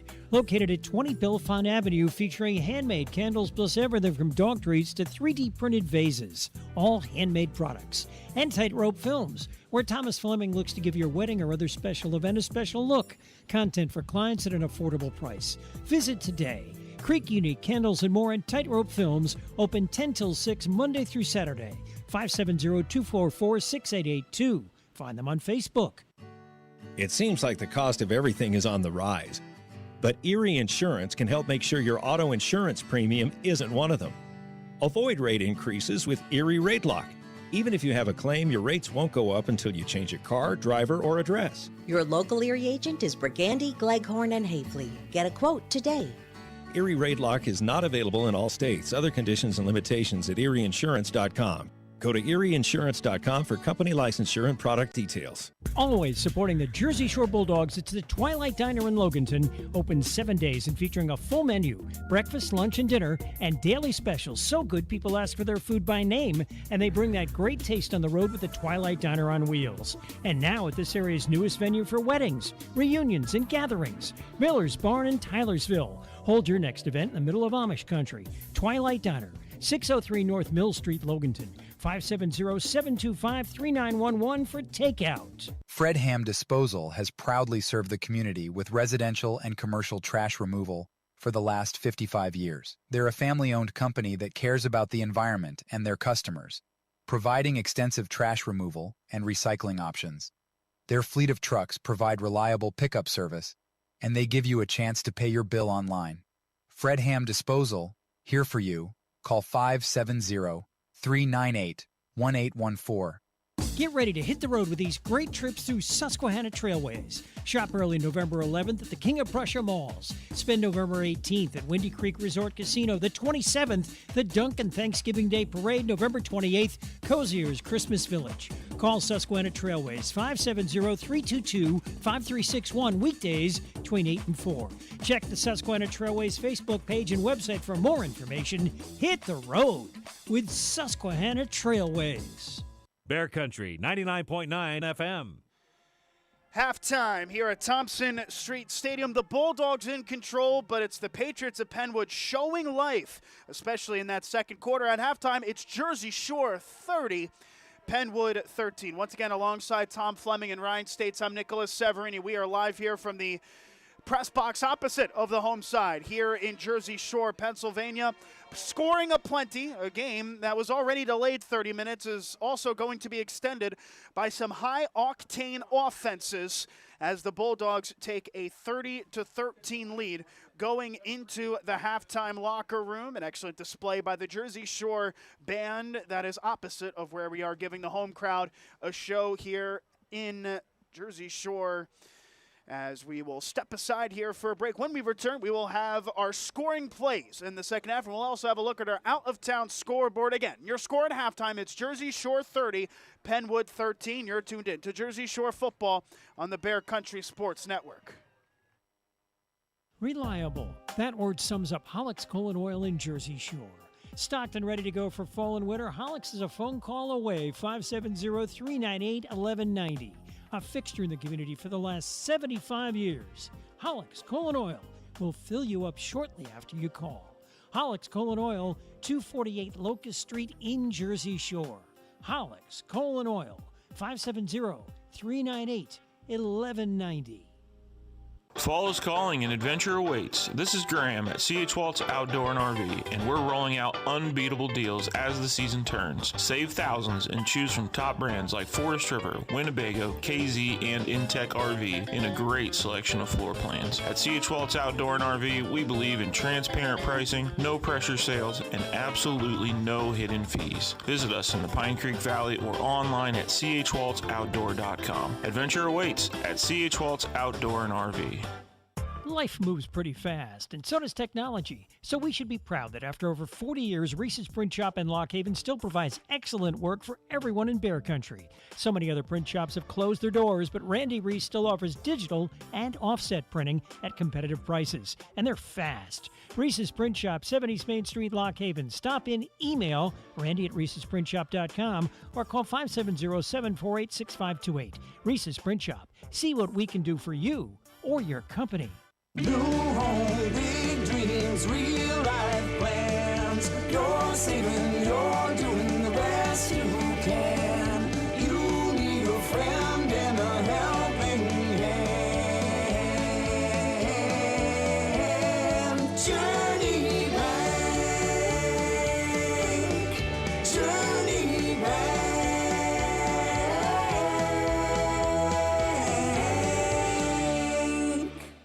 Since 1925, Erie Insurance has been providing protection. Auto, home, life, business, and flood insurance. Annuities, too. Get a great price and the service you expect from your local Erie agent, Fager Insurance Agency in Lock Haven, serving the area for the last 57 years. Find out why over 90% of Erie Insurance customers renew year after year. Call 570-748-3570 to get a free quote. Fager Insurance Agency, 511 East Church Street, Lock Haven. Cutting Edge Country, WQBR, The Bear. Charles Construction is a full-service site development contractor performing all phases of residential and commercial work. Excavation, foundations, sewer, water, and underground utility installation. Paving, too, also working with the natural gas industry. Community-oriented, Charles Construction supports the Jersey Shore Bulldogs. Call today, 570-753-3595, located in Avis at 858 East Central Avenue. Charles Construction, serving the community for the last 54 years. You owe it to yourself to come into Kleiny's Home Furnishings, Route 150 between Woolrich and Avis, and find out for yourself why generations of happy customers keep coming back, keep coming home to Kleiny's. Quality, value, service, selection. And Kleiny's offers free delivery and 6 months same as cash. Right. That's why it keeps our family coming back, coming home to Kleiny's. Online at kleiny'sfurniture.com. From mowing to harvesting and taking care of snow, Daughter Equipment just south of Mill Hall on Route 64 has what you need to get it done. Want to keep your home warm and cozy? Check out the Crown Royal Outdoor Furnaces. If you're cutting your own firewood, Daughter Equipment is your steel dealer. Daughter Equipment for Kubota, Honda Power Sports, Suzuki, Land Pride, steel, trailers, and accessories. See it all now at Daughter Equipment, just south of Mill Hall on Route 64. Visit us online at daughterequipment.com. Hey, it's Giveaway Jade from Alexander Kia, 933 Broad Street, Montoursville. August was a great new car month. We exceeded Kia's objective, which is great news. But now I have over 100 pre-owned vehicles in stock, serviced and ready for immediate delivery. Rates are coming down, banks are getting aggressive and approving loans like never before. Alexander Kia, 933 Broad Street, Montoursville, at alexanderkia.com. And remember, we're taking the deals the other guys won't. Looking for a great time in Avis? Head to Mother Carol's Midtown Bar, the friendliest place in town. Grab a cold beer or malt beverage, soak in the good vibes, and meet the amazing bartenders and friendly crowd. Challenge your friends to PA skill games or shoot some pool. And yes, smoking is permitted. Family owned for 49 years, you'll find us at 111 West Central Avenue in Avis. Open 3 to 10 Mondays, 11 to 10 Tuesday, Wednesday, Thursday, and 11 to 11 Fridays and Saturdays. WQBR 99.9 FM. Jersey Shore 30, Pennwood 13, the halftime score. Tom Fleming and Ryan States alongside me. I'm Nicolas Severini. Ryan, get a look through the scoring plays and take a deep breath and a sip of water beforehand because there were a ton of them through the first 24. Yeah, we'll start off after a few stalled drives. Jersey Shore got on the board first. Nolan Pauling to Carson Watkins, a 25-yard touchdown catch to put the Bulldogs up 7-0. Then on the next drive, Carter Reinhardt, a 65-yard punt return touchdown. Then on the ensuing drive after that, Pauling to Bo Sechrist on that little shovel pass, a 12-yard touchdown catch. And Jersey Shore found themselves up 21-0, but make that 23 after a safety on a high snap from Pennwood. Gave Jersey Shore a 23-0 lead. But then Pennwood found some life. The quarterback, Nasir Serrano, a 20-yard scramble for a touchdown, 8 minutes and 13 seconds in the second quarter to give Pennwood their first score in the game. Jersey Shore then respond, Nolan Pauling to Carson Watkins, a duo that you're going to hear a lot this season. You already have heard a lot this season. Well, we've heard it twice already tonight. A 31-yard touchdown pass from Pauling to Watkins. And then the final score to go through Pennwood. Nasir Serrano found Sheldon Hannibal on a slant route. Hannibal took it all the way to the house, an 84-yard touchdown catch to give us the score as we set it now at 30-13. And I'll keep you even more busy, Ryan, because now it's time for our out-of-town scoreboard. A couple blowouts that have some importance for the Bulldogs. Well, we'll start in Mill Hall. Central Mountain taking on Mount Carmel. Right now, the Red Tornadoes, a commanding 35-6 lead in the fourth quarter of that one. Shamokin against Lewisburg, while the Indians are having themselves a day, 31-0, a shutout against the Green Dragons. Hughesville Spartans on the road taking on Warrior Run. Warrior Run I tell you what, they are in full control right now, 42-7 over the Hughesville Spartans. Hollidaysburg in the third quarter up 35-7 over Selinsgrove. Meanwhile, Williamsport down 19-42 against the Berwick Bulldogs. Williamsport, always good for a weird score in their games. Southern Columbia, the Tigers, up 26-16 over Montoursville. Loyal Sock up 27-12 against the Danville Ironmen on the road. Shikellamy are currently trailing 7-26 to the Bloomsburg Panthers. Columbia Montour right now being shut out 49-0 over Hanover area. The Hawkeyes shutting out the Rams. Meanwhile, Mifflinburg, the Wildcats, up 65-0 over Central Columbia on the road. And notably, Hanover area, when we looked pregame, they were the Nighthawks. Their logo has now changed to the Hanover Hawkeyes. So not sure what their logo is, but I am sure that they do have a commanding lead as they get ready for halftime of that one. And those are your out-of-town scoreboards. Obviously, tomorrow, the one to watch will be Athens taking on Woolsong Valley. So Athens rounding out the scoring for tomorrow. We'll step aside when we return. The second half begins here at Thompson Street Stadium. Jersey Shore 30, Pennwood 13 on the Bear Country Sports Network. Now's the time to reserve space for your pup at Sweet Dreams Pet Resort on Sunrise Lane in Mill Hall for this fall and winter.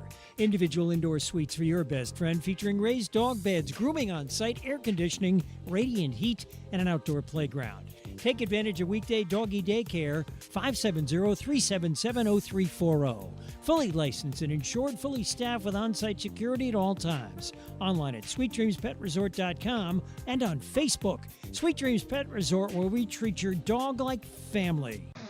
It seems like there's an automotive parts store on every corner, and they all probably have the part or product you need.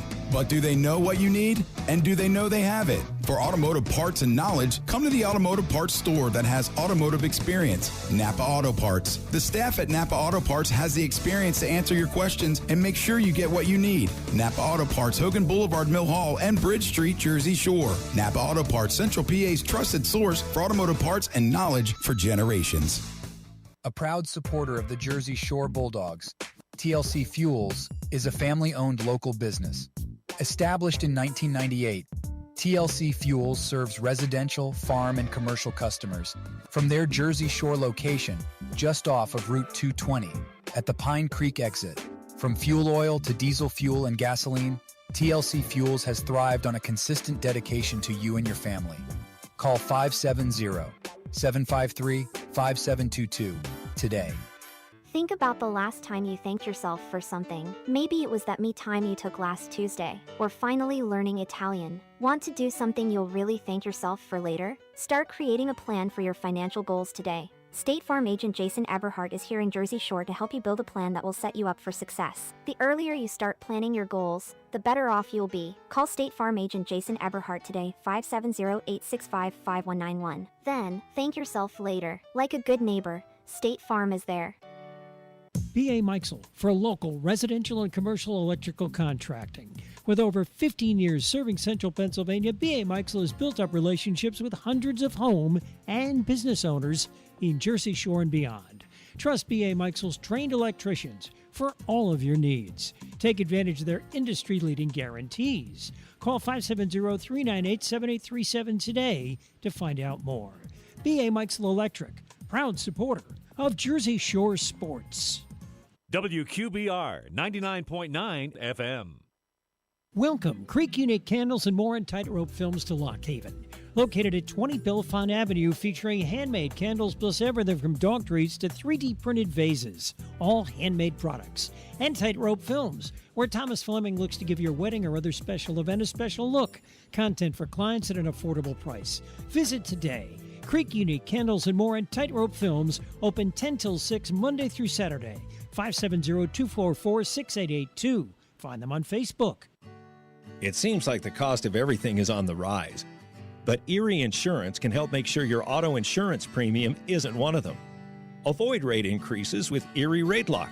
Even if you have a claim, your rates won't go up until you change your car, driver, or address. Your local Erie agent is Brigandy, Gleghorn, and Hafley. Get a quote today.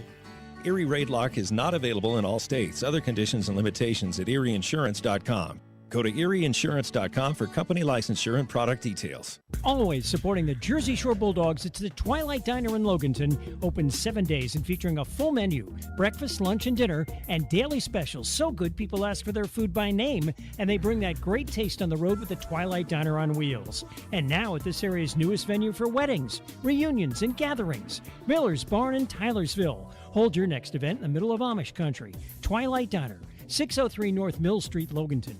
570-725-3911 for takeout. Fred Ham Disposal. Bear Country 99.9 FM.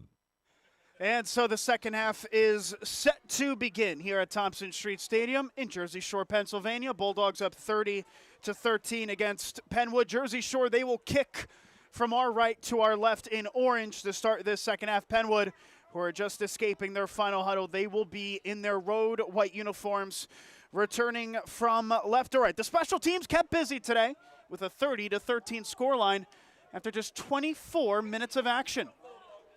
So 12 minutes on the clock here for the third quarter of play that is set to begin. Jaden Passetti is on the left side, hash 40, and will send it away. Two back deep to return here for the Patriots. That is Sheldon Hannibal and Jaden Mitchell from left to right. This one returned again by Mitchell. Takes the center of the park to the 20. Tries to bounce back to the weak side. Jukes one defender and then will finally be downed at about the 29-yard line is where forward progress marks him. Luke Thompson setting him to the grass as we are back here with Nasir Serrano. The Patriots offense, I tell you what, they found something in that second quarter.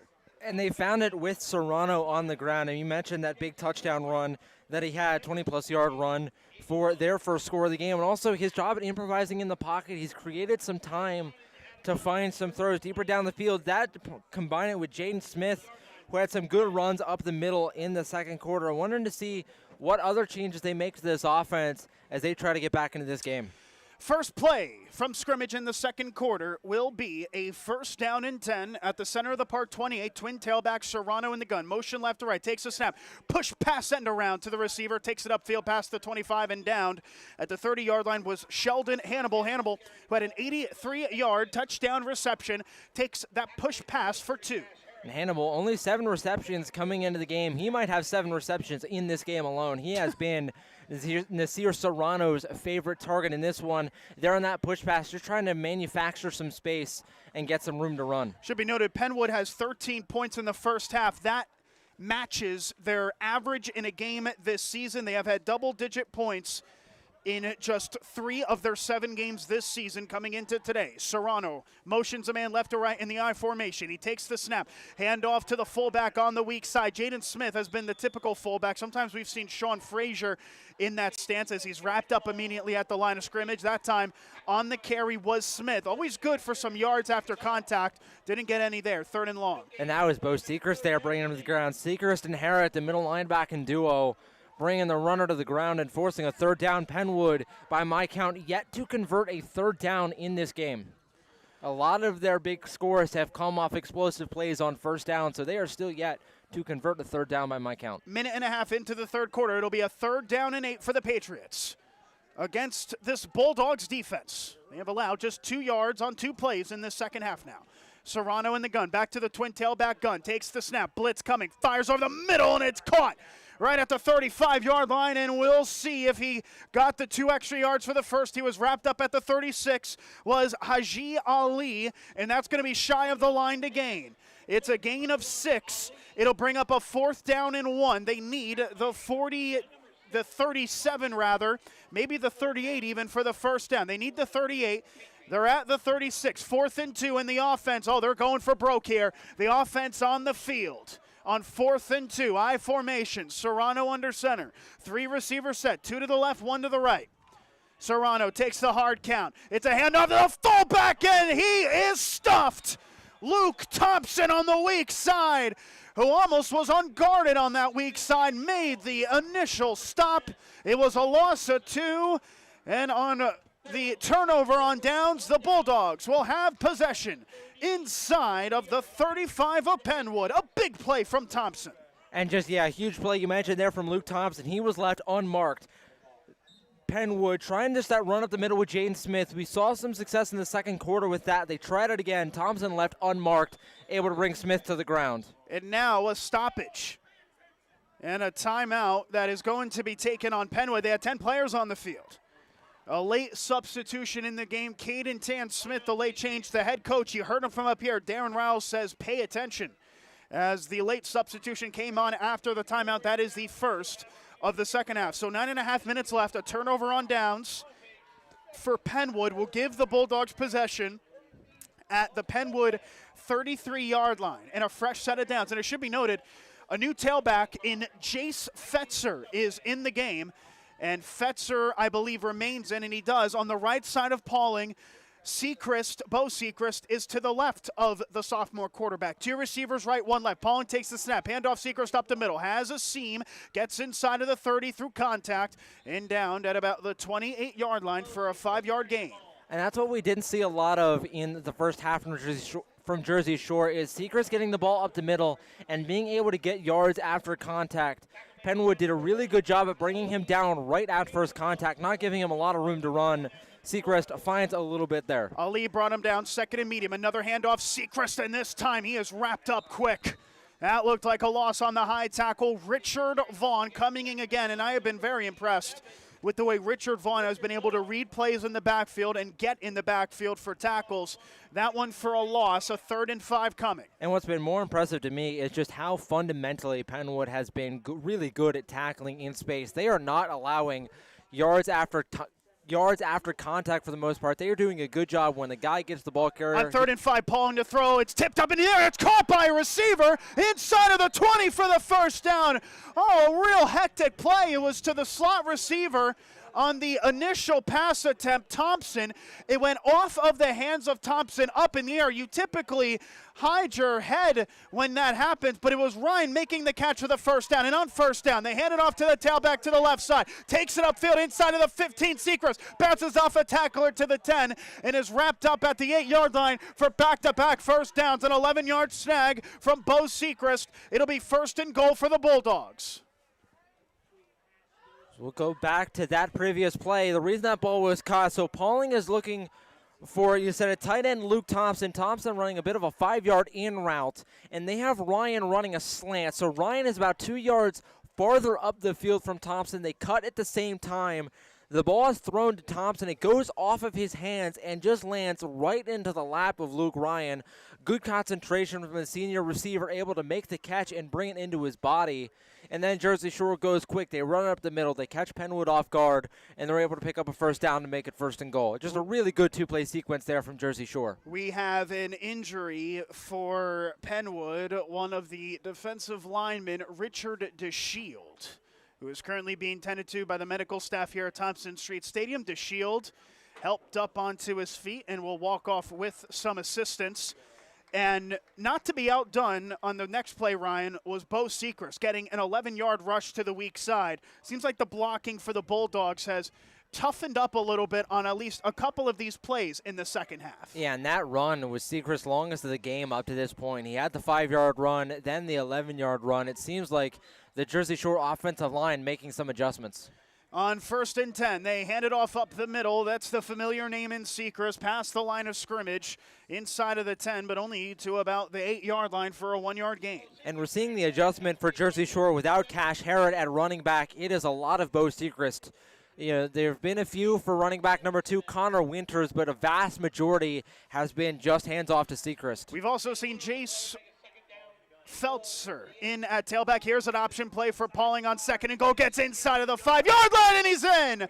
Touchdown, Jersey Shore. Nolan Pauling shedding tackles and was able to get into the end zone, feet standing. An impressive dash up towards the middle for the quarterback, and the Bulldogs on their first offensive possession of the second half is able to take it into the end zone, 36-13. And the point after from Passetti shaking a little bit right, but does split the uprights and is good. 37 then to 13 with 7:49 to play in the third quarter. Jersey Shore, textbook to start the second half, gets the 3 and out, and then gets it down the field on their first offensive possession. And on that run, it was Pauling. I mean, he just quarterback run, quarterback power right up the middle of the field. Pauling got met at about the 2 or 3 yard line, and if pile formed around him, that's why we weren't sure whether he found the end zone, but a good job from the quarterback, keeping his legs moving, pushed the pile forward, and was able to fall in for a touchdown. 7:49 left to go in the third quarter, and the Bulldogs lead 37 to 13 against the Patriots of Pennwood. Jersey Shore coming off of a game against Hollidaysburg in which they scored only 7 points, is looking to get 40 points or more for what would be the 6th time this season. On the kick return, it's muffed initially, then picked up at the 20 by the returner, takes it over to the left side of the 25, nearly had a seam before being wrapped up from behind by Pats to about the 28-yard line. Not a bad return there, as it was productive towards the left side of the field, and so Pennwood will have possession outside of the 25 to about the 29-yard line is where they'll spot it. And the Patriots, they need to find some life here on offense. They're forced to a 3 and out, or they're 4 and out rather, on their first initial drive. Jersey Shore responds with a touchdown. Now Pennwood, they need to find a way to respond themselves. First down and 10, ball spotted towards the middle of the park to the 29-yard line. Serrano is under center. The tailback is Frazier. The fullback is Smith. 2 receivers, 1 on each side. They take the snap, play fake. Runs out of time. Oh, look out. Down he goes. A massive hit on the blind side from Chase Ellison. Serrano didn't expect it. It's a big loss of about 9 yards, and Serrano took a shot on the blind side by the freshman. Credit to Serrano, though. I mean, he got up very quickly, but you mentioned it. He took a big hit on that play. Jersey Shore sent the house, and they got home in a hurry. Serrano talking with his head coach, looking for the next play. Again, give him credit. He got up really quickly, but he took a hit on that one. That one lost 9 yards. 2nd and 19 with just over 7 minutes to go in the third quarter. The Bulldogs up 37 to 13 and in control. They break the huddle with just 2 to snap. Serrano tries to go quickly, gets it off. It's an end-around play. Some space from Hannibal on the left side. Tries to get outside of the numbers, but it is a good close-down tackle on the far side to the 20-yard line. So after a lot of running from Hannibal, it turns into no game. And Hannibal loves the end around. He has actually ran the ball 40 times this season, coming into today when he started off the year as a tailback. That one going for no gain, and a 3rd and long to come as Reinhardt wrapped him up. Yeah, on that one, Serrano fakes the handoff to Frazier, fakes one pitch to the receiver, Brown, then pitches it to Hannibal. Hannibal, though, just nowhere to go. Got the ball about 5 yards back behind where he was then tackled.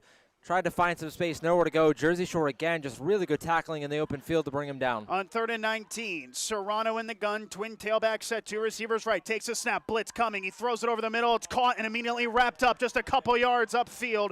The reception was made by the receiver Richard Vaughn, and a great open field tackle. I believe it was Reinhardt in on the tackle again, a 3-yard gain, and on 3rd down and 16, the Patriots will punt. Yeah, Vaughn just a 5-yard in route. Looked like Serrano panicked a bit, ended up throwing it to Vaughn. A really good job by Reinhardt. Reinhardt shading in behind him. As soon as Vaughn makes the catch, Reinhardt gets him right at the hip level and is able to drive him to the ground and force what is likely going to be a Pennwood punt.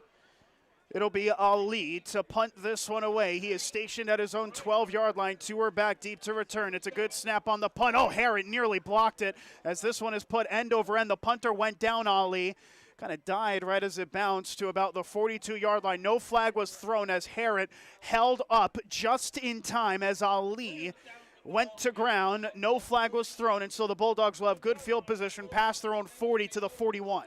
Seems like Jersey Shores, they've just done a good job at stifling this Pennwood offense, barring those 2, what really ended up being broken play touchdowns. That first run from Serrano was one where he just got out. There was no one left to mark him. And then obviously that 84-yard touchdown on a broken coverage. But besides that, give credit to this Bulldogs offense. They played really well. On 1st down and 10, they hand it off to Seacrest, breaks a tackle in the backfield, takes it past the 40-yard line to about the 43, a 2-yard gain. Seacrest had to work hard to get those 2, as it was Certain wrapping him up.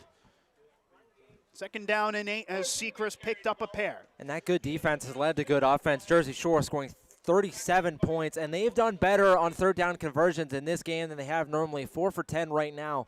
They've done a good job of keeping the sticks moving. On 2nd and 8, they hand it off outside Seacrest, and he slips up. It'll be a loss as he slipped trying to cut upfield to the 40.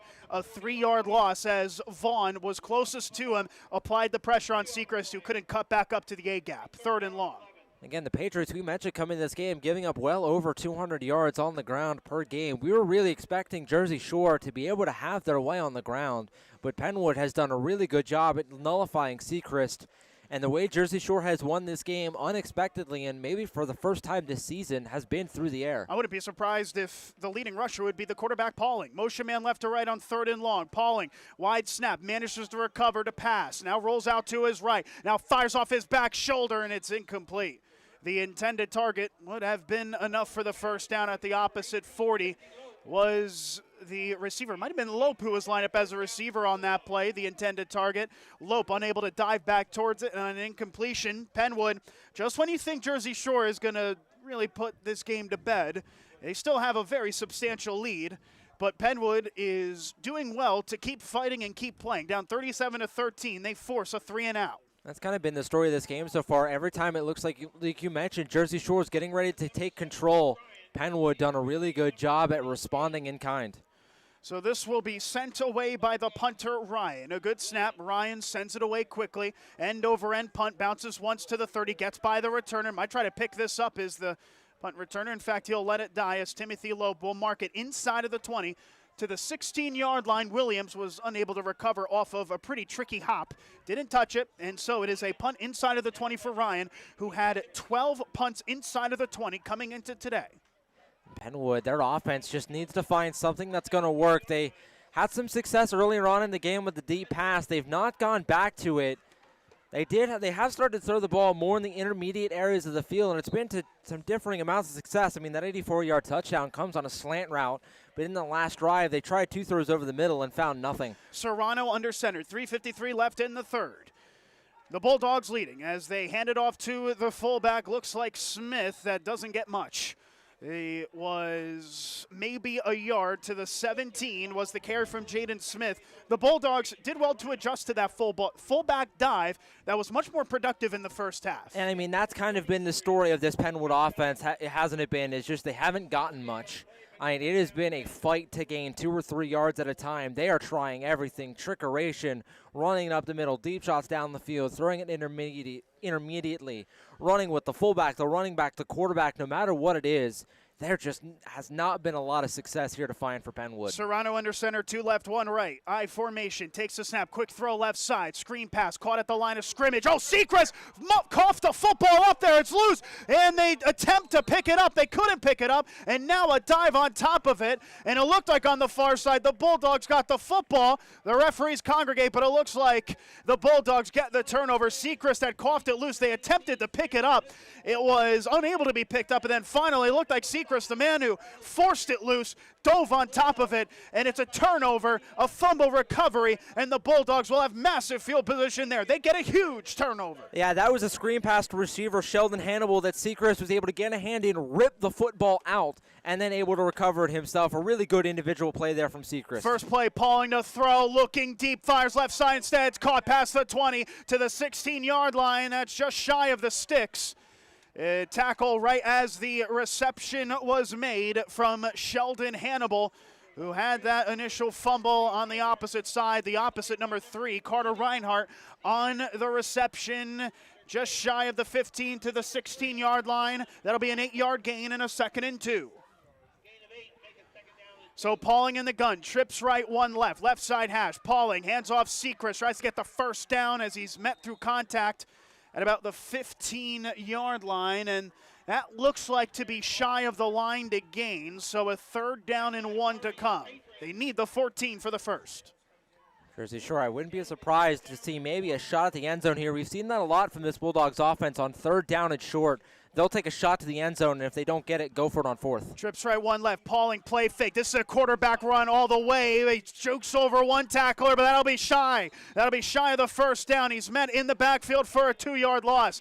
That was a designed run play through and through, and it was Josiah Stewart getting the better there. It'll be fourth down. Call it 2 after a 1-yard loss. And do we see Jaden Passetti again? We saw him kick from 35 yards earlier in the game. The offense stays on the field instead. Paul, quick throw left side. Caught for the first down on the curl route to the 10-yard line. It's a 6-yard reception on fourth down and 2 to Carter Reinhardt, used heavily in this game.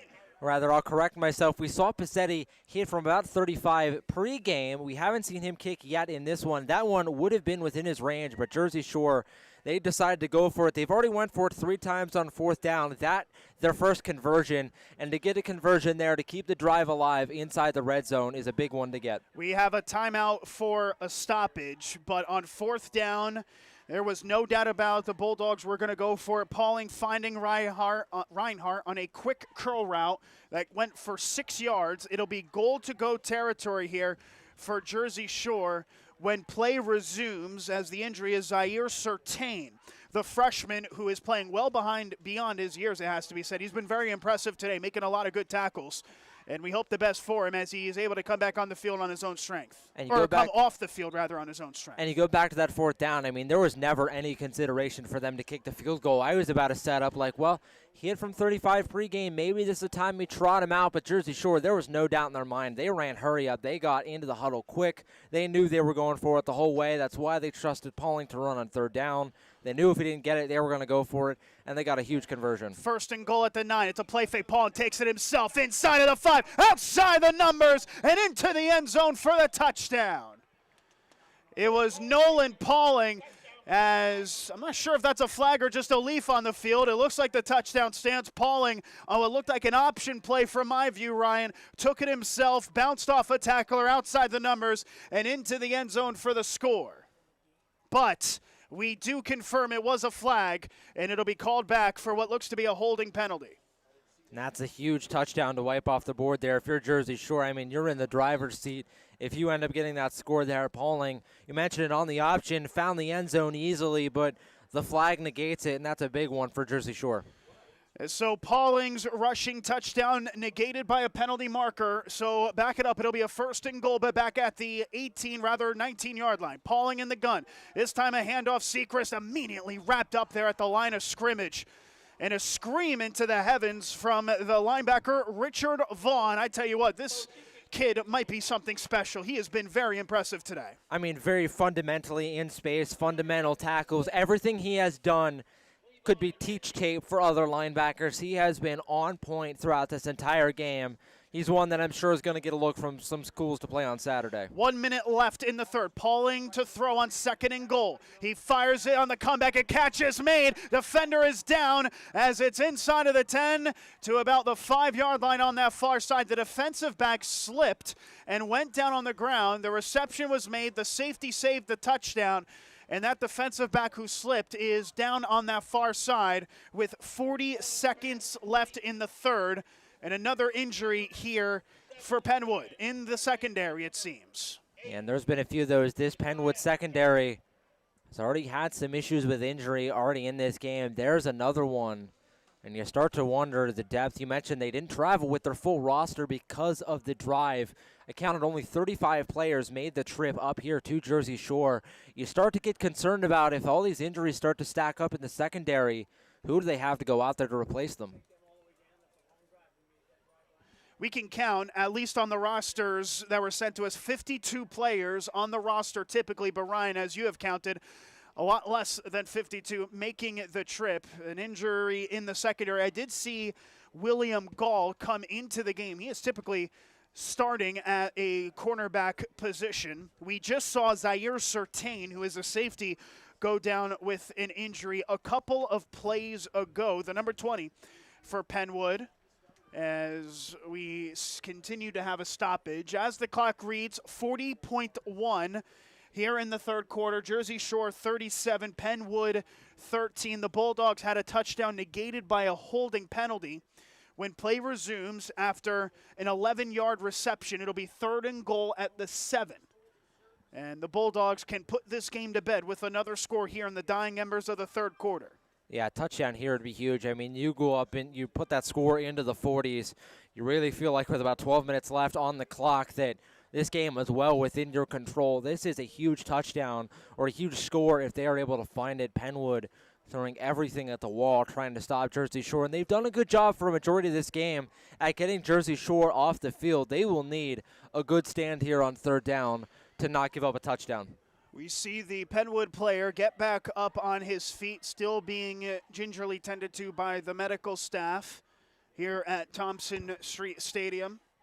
This is, of course, the fourth of what will be 5 regular season home games for the Bulldogs this season. The final one is in the season finale.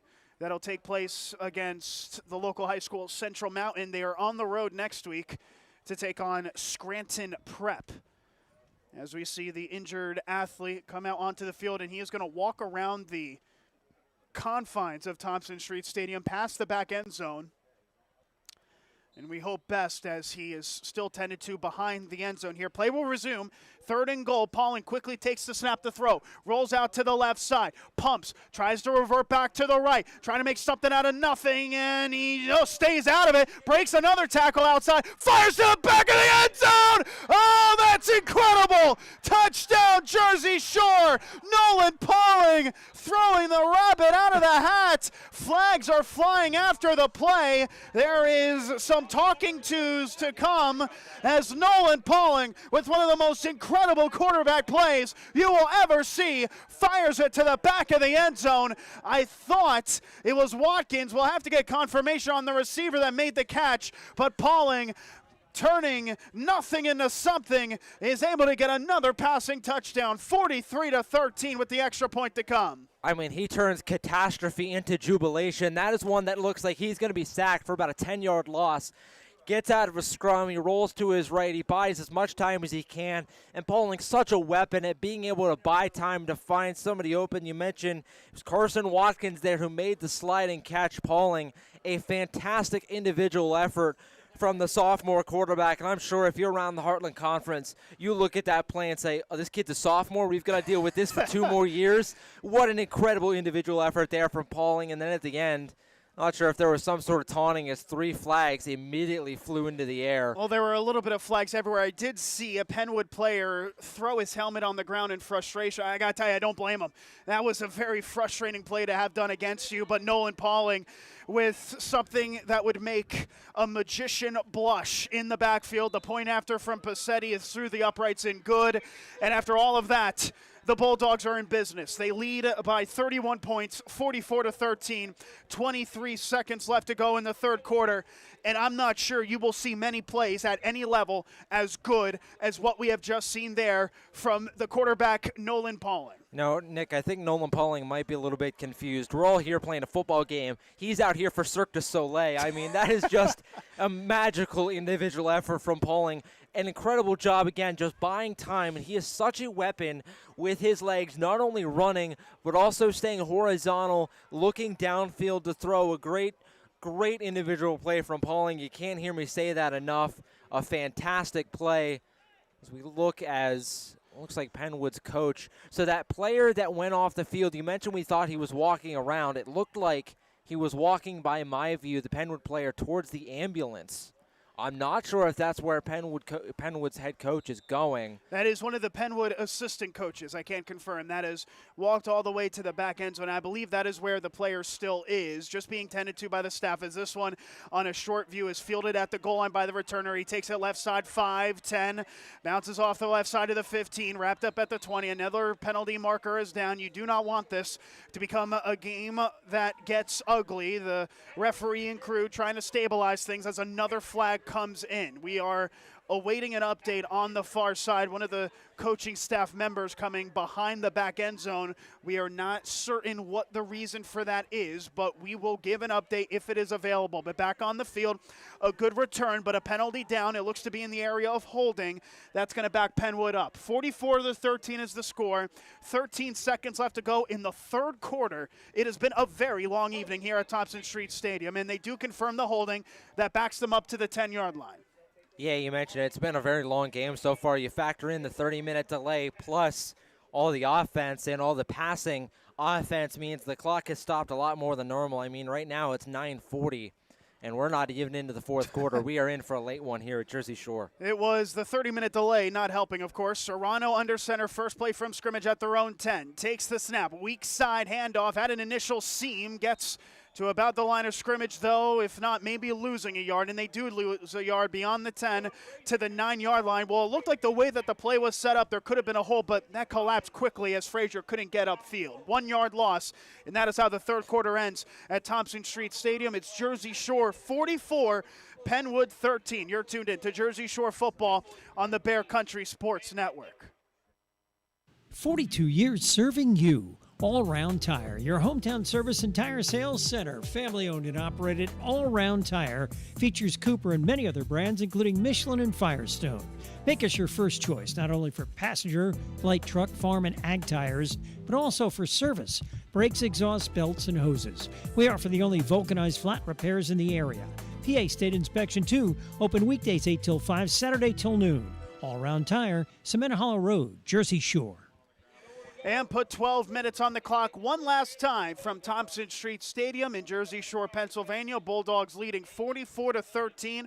Nolan Pauling with another touchdown today, and it is safe to say that Nolan Pauling is back at his best. Coming off of a tough game against Hollidaysburg, he is performing at his very best in the second half especially. You mentioned 5 interceptions across his previous 2 games. Well, how about 5 touchdowns across this one game? He has accounted for 5 scores.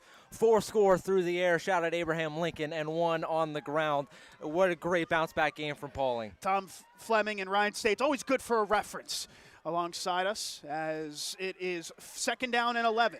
First play in this fourth quarter, Serrano in the gun, twin tailbacks, 3 receivers. Serrano to pass, looks to the right side, going to fire it deep in double coverage. Oh, and it's caught past the 40-yard line. The reception was made by Sheldon Hannibal. Another deep threat there as Serrano found Hannibal for another long-range play to the 46-yard line. That is a gain of about 37 yards on the reception. I tell you what, Serrano put that ball where only Hannibal can get it. In double coverage, Hannibal able to find the football. What a great catch there to give Pennwood a first down. First and 10 to the 46. Serrano in the gun, same formation. They're looking to get busy. Serrano to pass. Oh, they rush 7. He fires it quickly. It's caught at midfield by Hannibal. Tries to shed a tackle in the open field. Lunges forward, just shy of the sticks to Jersey Shore territory at the 47-yard line. That'll pick up 7 as Hannibal now with back-to-back receptions here. Pennwood finding some life here. Again, it's been the middle of the passing attack is where they found the most success, attacking about 5 yards down the field. They're looking to play quick. Serrano, oh, it's a bobbled snap. He's able to pick it up, the quarterback. Rolls out to his right, tucks and run, and he gets the first down inside the 45 as Herod escorts him out of bounds to the 41. That was a cricket pitch by the center to the quarterback, Serrano. He fielded it off of one hop, and then he rolled out to his right, took it upfield, and took it for the first to the Jersey Shore 41. And that ball rolled to Serrano, and what a good job there by Serrano, keeping the composure. You mentioned it. I mean, that one rolls. That snap was super low. It rolled right to Serrano. Picked it up, stayed composed, was able to roll out to his right and find an easy first down. A good job there by number 14 to keep his composure. So a fresh set of downs, first down and 10, right side 41. They only have 8 to snap here. They finally break from the huddle, and they look to go quick. 11 minutes left to play here at Thompson Street Stadium. Serrano under center. Power right formation. They take the snap. Delayed handoff tailback. Breaks a tackle. Frazier cuts it upfield. Oh, takes a shot at the 40-yard line. That is a grimacing blow. As Frazier managed to get positive yardage, but paid the price. Just a 1-yard gain.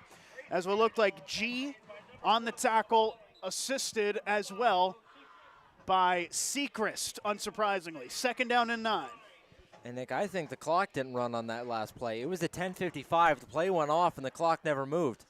I don't think anyone noticed, so we'll just keep it going, but Pennwood got a few extra seconds there. On second down and 9, Serrano in the gun. Takes the snap to throw. 5-man rush. Quick fire right side. Quick catch made by Hannibal again. Makes the reception at about the 39, and forward progress will mark him there as Carson Watkins wrapped him up. In fact, not the most favorable spot there in the end for Hannibal, only getting to the line of scrimmage. So it'll be third down and 9. Pennwood is going to have to convert here in about a 3rd and 9, like you mentioned. They're still yet to convert a 3rd down in this game. They had one. I thought they converted, but was called a little bit short. They're still looking for their first. Same formation on 3rd and 9 at the Jersey Shore 40. Serrano to pass. Has plenty of time. Now rolls out to his right. Reverses back to his left. Tries to create something. Takes it upfield. Tucks and runs it. Gets to the 40. That's the line of scrimmage, and that's where he'll be wrapped up.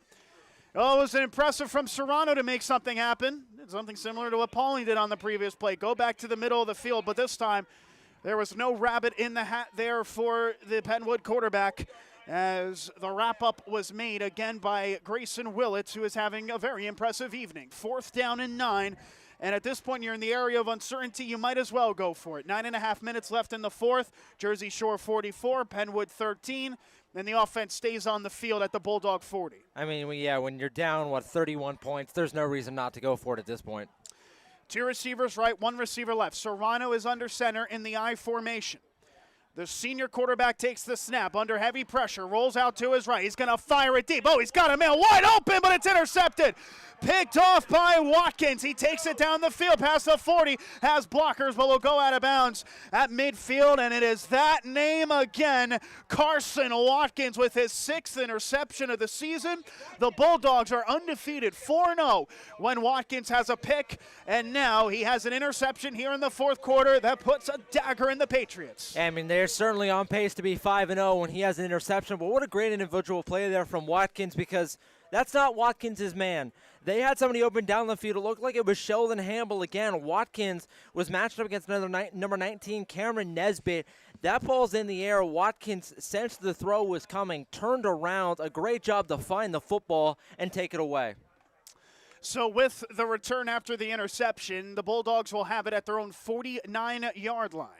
A 1st and 10, and now some substitutions out onto the field. We're going to see Dalton Rerig line up at receiver on the right side. So some positional changes. Pauling still in the gun, takes the snap, handoff Seacrest, cuts loose into Pennwood territory, breaks a tackle to the 40, 30. It's a foot race down the sideline to the 20. The pile congests at the 15, and he'll be wrapped up finally at the 10-yard line as Bo Seacrest with a quintessential run, and they'll have 1st and goal to put it to the mercy rule. And that's the Bo Seacrest we were expecting to see in this game. Again, we mentioned Pennwood, over 200 yards given up per game on the ground. Jersey Shore not found a lot of his success, but Seacrest, that's the running back that we were expecting to see. Jace Fetzer in a tailback, takes the handoff, breaks a tackle in the backfield, and takes it back to the line of scrimmage, maybe getting one out to about the 8-yard line. So a 1-yard gain, rather, for Jace Fetzer on his first carry. And how much more dangerous does a Jersey Shore team seem after a game like this, where they can't run the football and they're still managing to put up 44 points with maybe a chance to tack some extra on here? It just means that there's more dimensions to this Bulldogs team than some may thought. It's a dangerous group. On 2nd and goal, Fetzer met in the backfield, tries to take it up the middle, but will lose a yard on the play back to the 10-yard line, so it'll be 3rd and goal. We're seeing some positional changes on the offensive line. Ace Willits is now in at right tackle. Beyond that, most of the starters on the offensive line is still on the field. Aiden Patz is in at receiver, the slot receiver to the right side. 2 of 4 receivers who are in the game here on 3rd down and goal, 7.5 minutes to play. The quarterback, Pauling, claps his hands, takes the snap, another handoff to Fetzer, cuts upfield, an excellent cut, but the linebackers were there, and he lost the football. Fetzer dove back on top of it, and forward progress being negated there by the fumble. It'll be back out to the 15-yard line, so a 4-yard loss, and on 4th down, the kicking unit comes out to the field. So Jaden Passetti, who is 0 for 2 on field goal attempts this season, will take a 32-yard field goal. Snap, hold, kick on the way. Does it have the distance? Oh, it's off the upright and no good. Or the crossbar, rather. Off the crossbar from 32 yards. Passetti doinking in the missed field goal, rather. On the missed field goal, it turns into an empty possession. So Pennwood still trailing 44-13, and no mercy rule as of yet.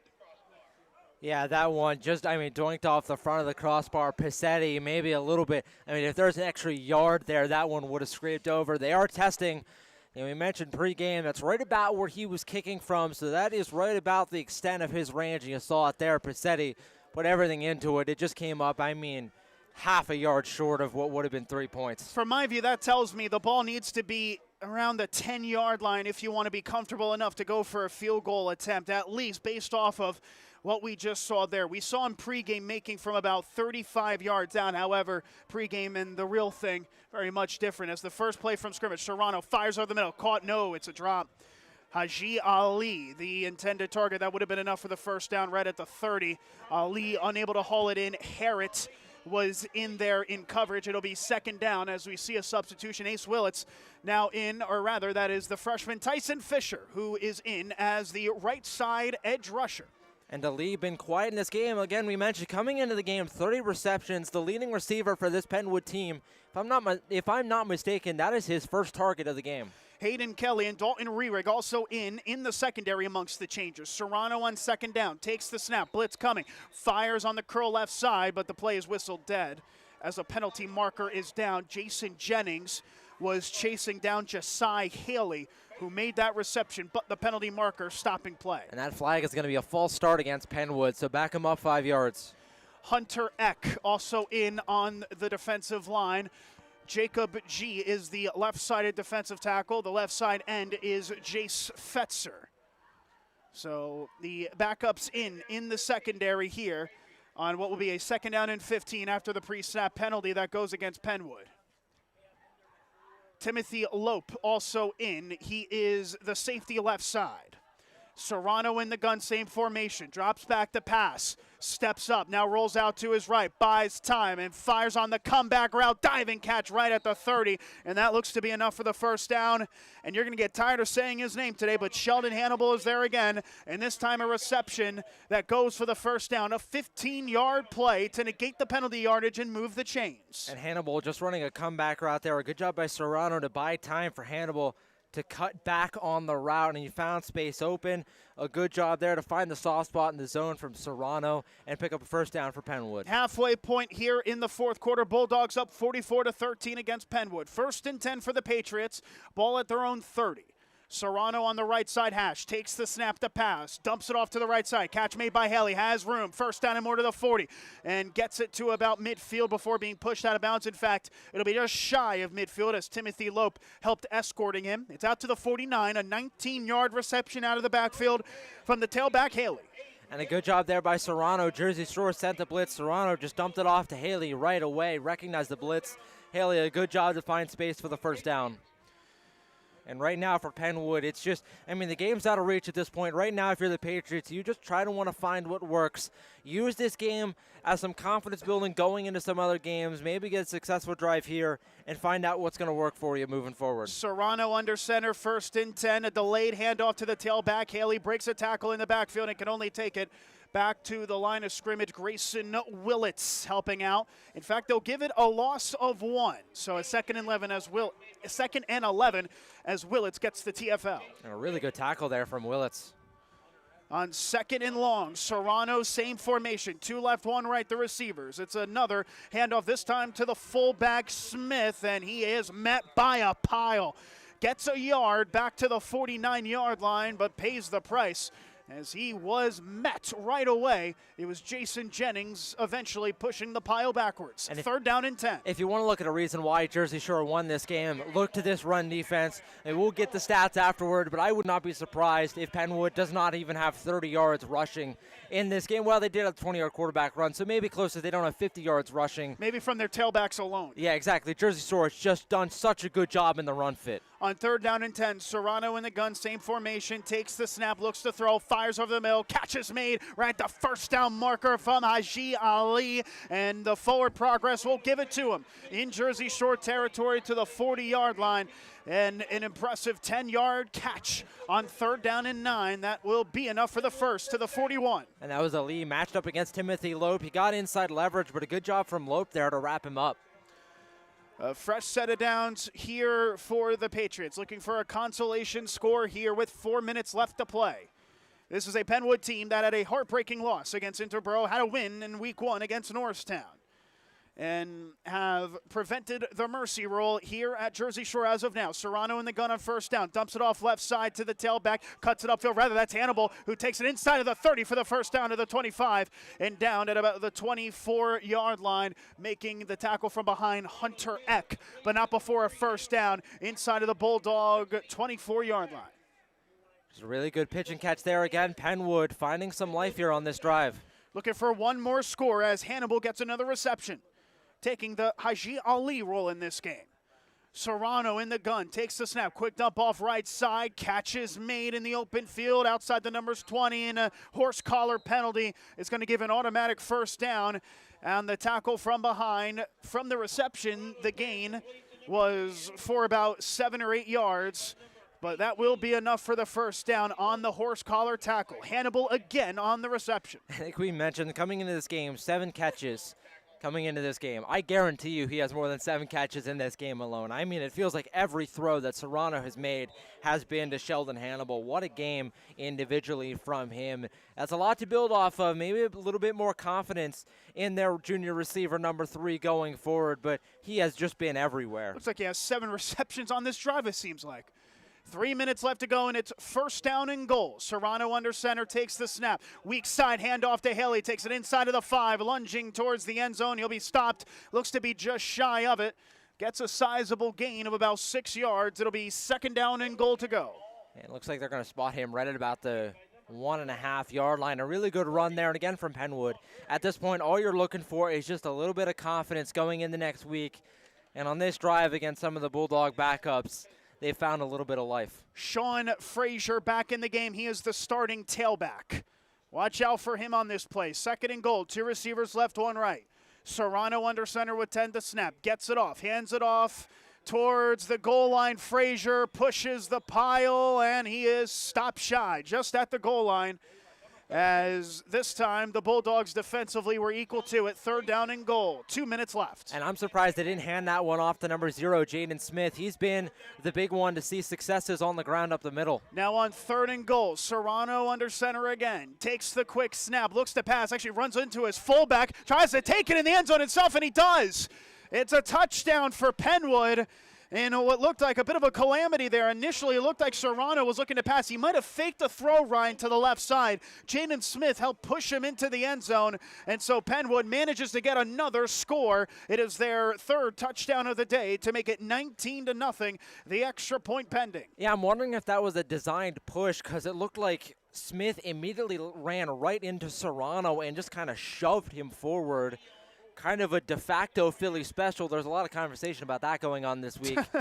Looked like that might have been what that was, because again, I mean, Smith immediately ran to Serrano and pushed him forward. And now the point after attempt. This time a lot of height on the point after from Ali that splits and is good. So 44 to 26, I believe, is the score. No, 44 to 20. I have to admit there, I've almost lost track. The scoreboard operator has lost it on the far side, but I believe it was 44 to 20, Ryan. My apologies there, was going off through the scoreboard. But it is, in fact, 44 to 20 with 1:53 to play. And now Pennwood has scored the 3rd most points in any game this season. 40 against Norristown, 29 in their last game, and now 20 here against the Bulldogs. The offense has developed quite well for Pennwood throughout this season. They have now had 20 points or more in back-to-back games. And that's a big thing. I mean, you mentioned coming into the game, they averaged 13 points per game. To get 20 points in back-to-back games is a really good momentum boost for this team moving forward. They've got a few hard games coming up next.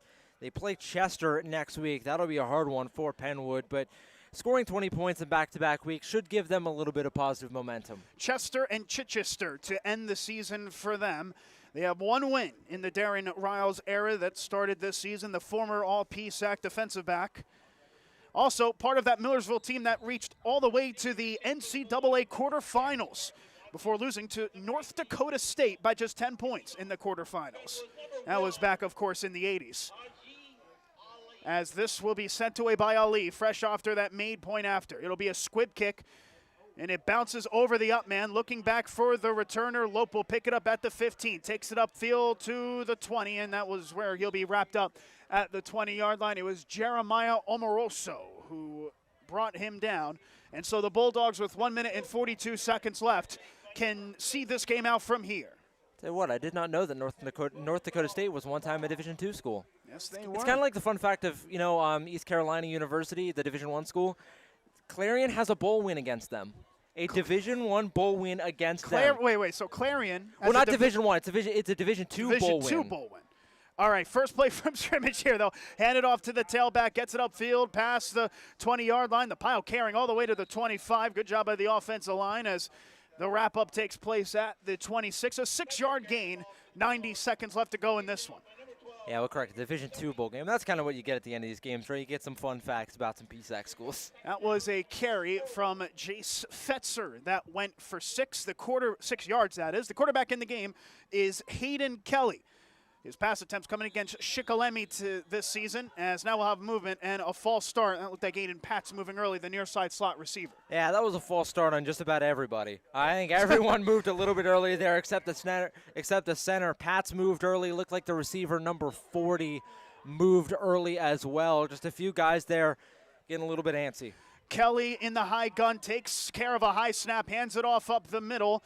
And you'll get wrapped up just past the 20 to the 21-yard line. So no gain. In fact, maybe even losing a yard there was the tailback with just 50 seconds left. And now a stoppage for an injured player with 47 seconds on the clock. So the backup's in the game here with a handoff towards that weak side that went for no gain. And we see the player get back up onto his feet in quick run. And I'd have to say, you give credit to Pennwood, who never gave up in this game. And now that player is still down on the field, actually. In fact, a correction.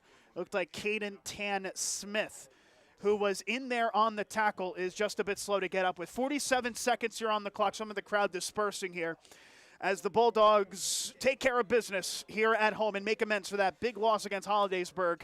They will walk away from this game victorious. Yeah, and they'll walk away with some really good feelings. But you mentioned about Pennwood. I want to go back to what you said about them not giving up in this game.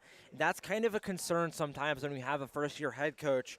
Coach Riles coming in, it was going to be a tough rebuild for him. This is his first year. Always expect to take your lumps in your first season for taking over for a program. But you always look for programs like this. Do they give up on the head coach? Does it look like when they're down 23-0 early in the game, does it look like they kind of just give in and lay down? This Pennwood team did not. They believe in the message that Coach Riles is giving them. They have fought to the end. They deserve a lot of credit. Well, what does that say that after going down 23-0, they were an extra point away from matching Jersey Shore in points following that? It tells you that this is a team that's not going to lay down. This is a really good team. This is a Pennwood team that in 2 or 3 years, you're going to be talking about having a really bright future.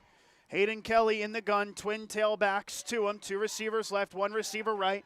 Kelly with time for 1 more play at least in this game, but there will be movement. And it's going to be Jaden Smith, who looked to clog the A-gap going early. And no, actually a false start will be the signal. So a false start, call it on the Bulldogs, back them up 5. And now they'll have time for at least 1 last play in a very long ball game here at Thompson Street Stadium. Kelly goes with an immediate handoff. The tailback wrapped up immediately. Jaden Smith and Richard Vaughn both colliding on the tailback. And with 28 seconds on the clock, the Bulldogs can run it out from here. And so from the Jersey Shore perspective, Ryan, what do you see from this? A really good bounce-back game. Again, you mentioned coming off that loss against Hollidaysburg. There's always a question of how is a team going to respond to a loss like that. We saw Penn State a few weeks ago. They lose to Oregon. How they respond? Well, they kind of just laid down the next week. Jersey Shore, they did not. They stood up and they fought through this game.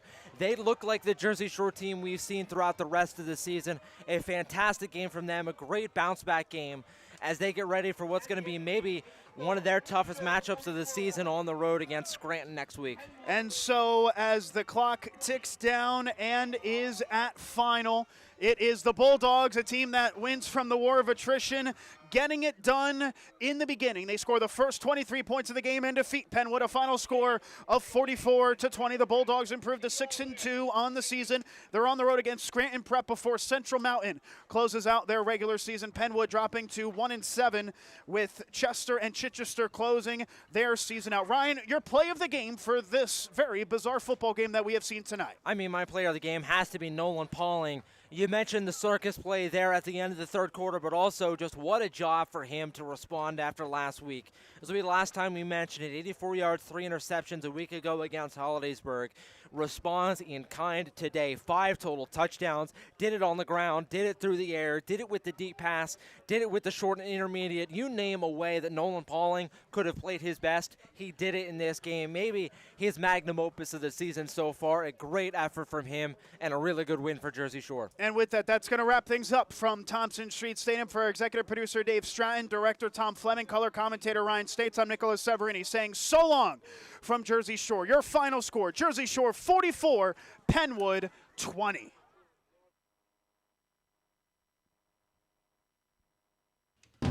Thanks for listening to tonight's game, brought to you by TLC Fuels, Napa, Jason Eberhardt State Farm Insurance, All Round Tire, B.A. Mikesell Electric, Journey Bank, Dotterer Equipment, Twilight Diner, Doug at Alexander Kia, Burgandy, Gleghorn and Hafley Insurance, Sweet Dreams Pet Resort, Susquehanna Trailways, Reese's Print Shop, Ham's Disposal, C.H. Waltz Outdoor and RV, Hollick's Colon Oil, Creek Unique Candles and more, Tightrope Films, Charles Construction, Mother Carol's Midtown Bar, Kleiny's Furniture, Figure Insurance, and T-Mobile.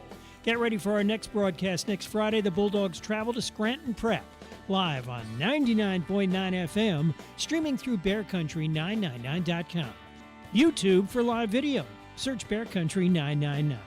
Hear it, see it, win free prizes on the Bear Country Sports Network and CentralPASports.com.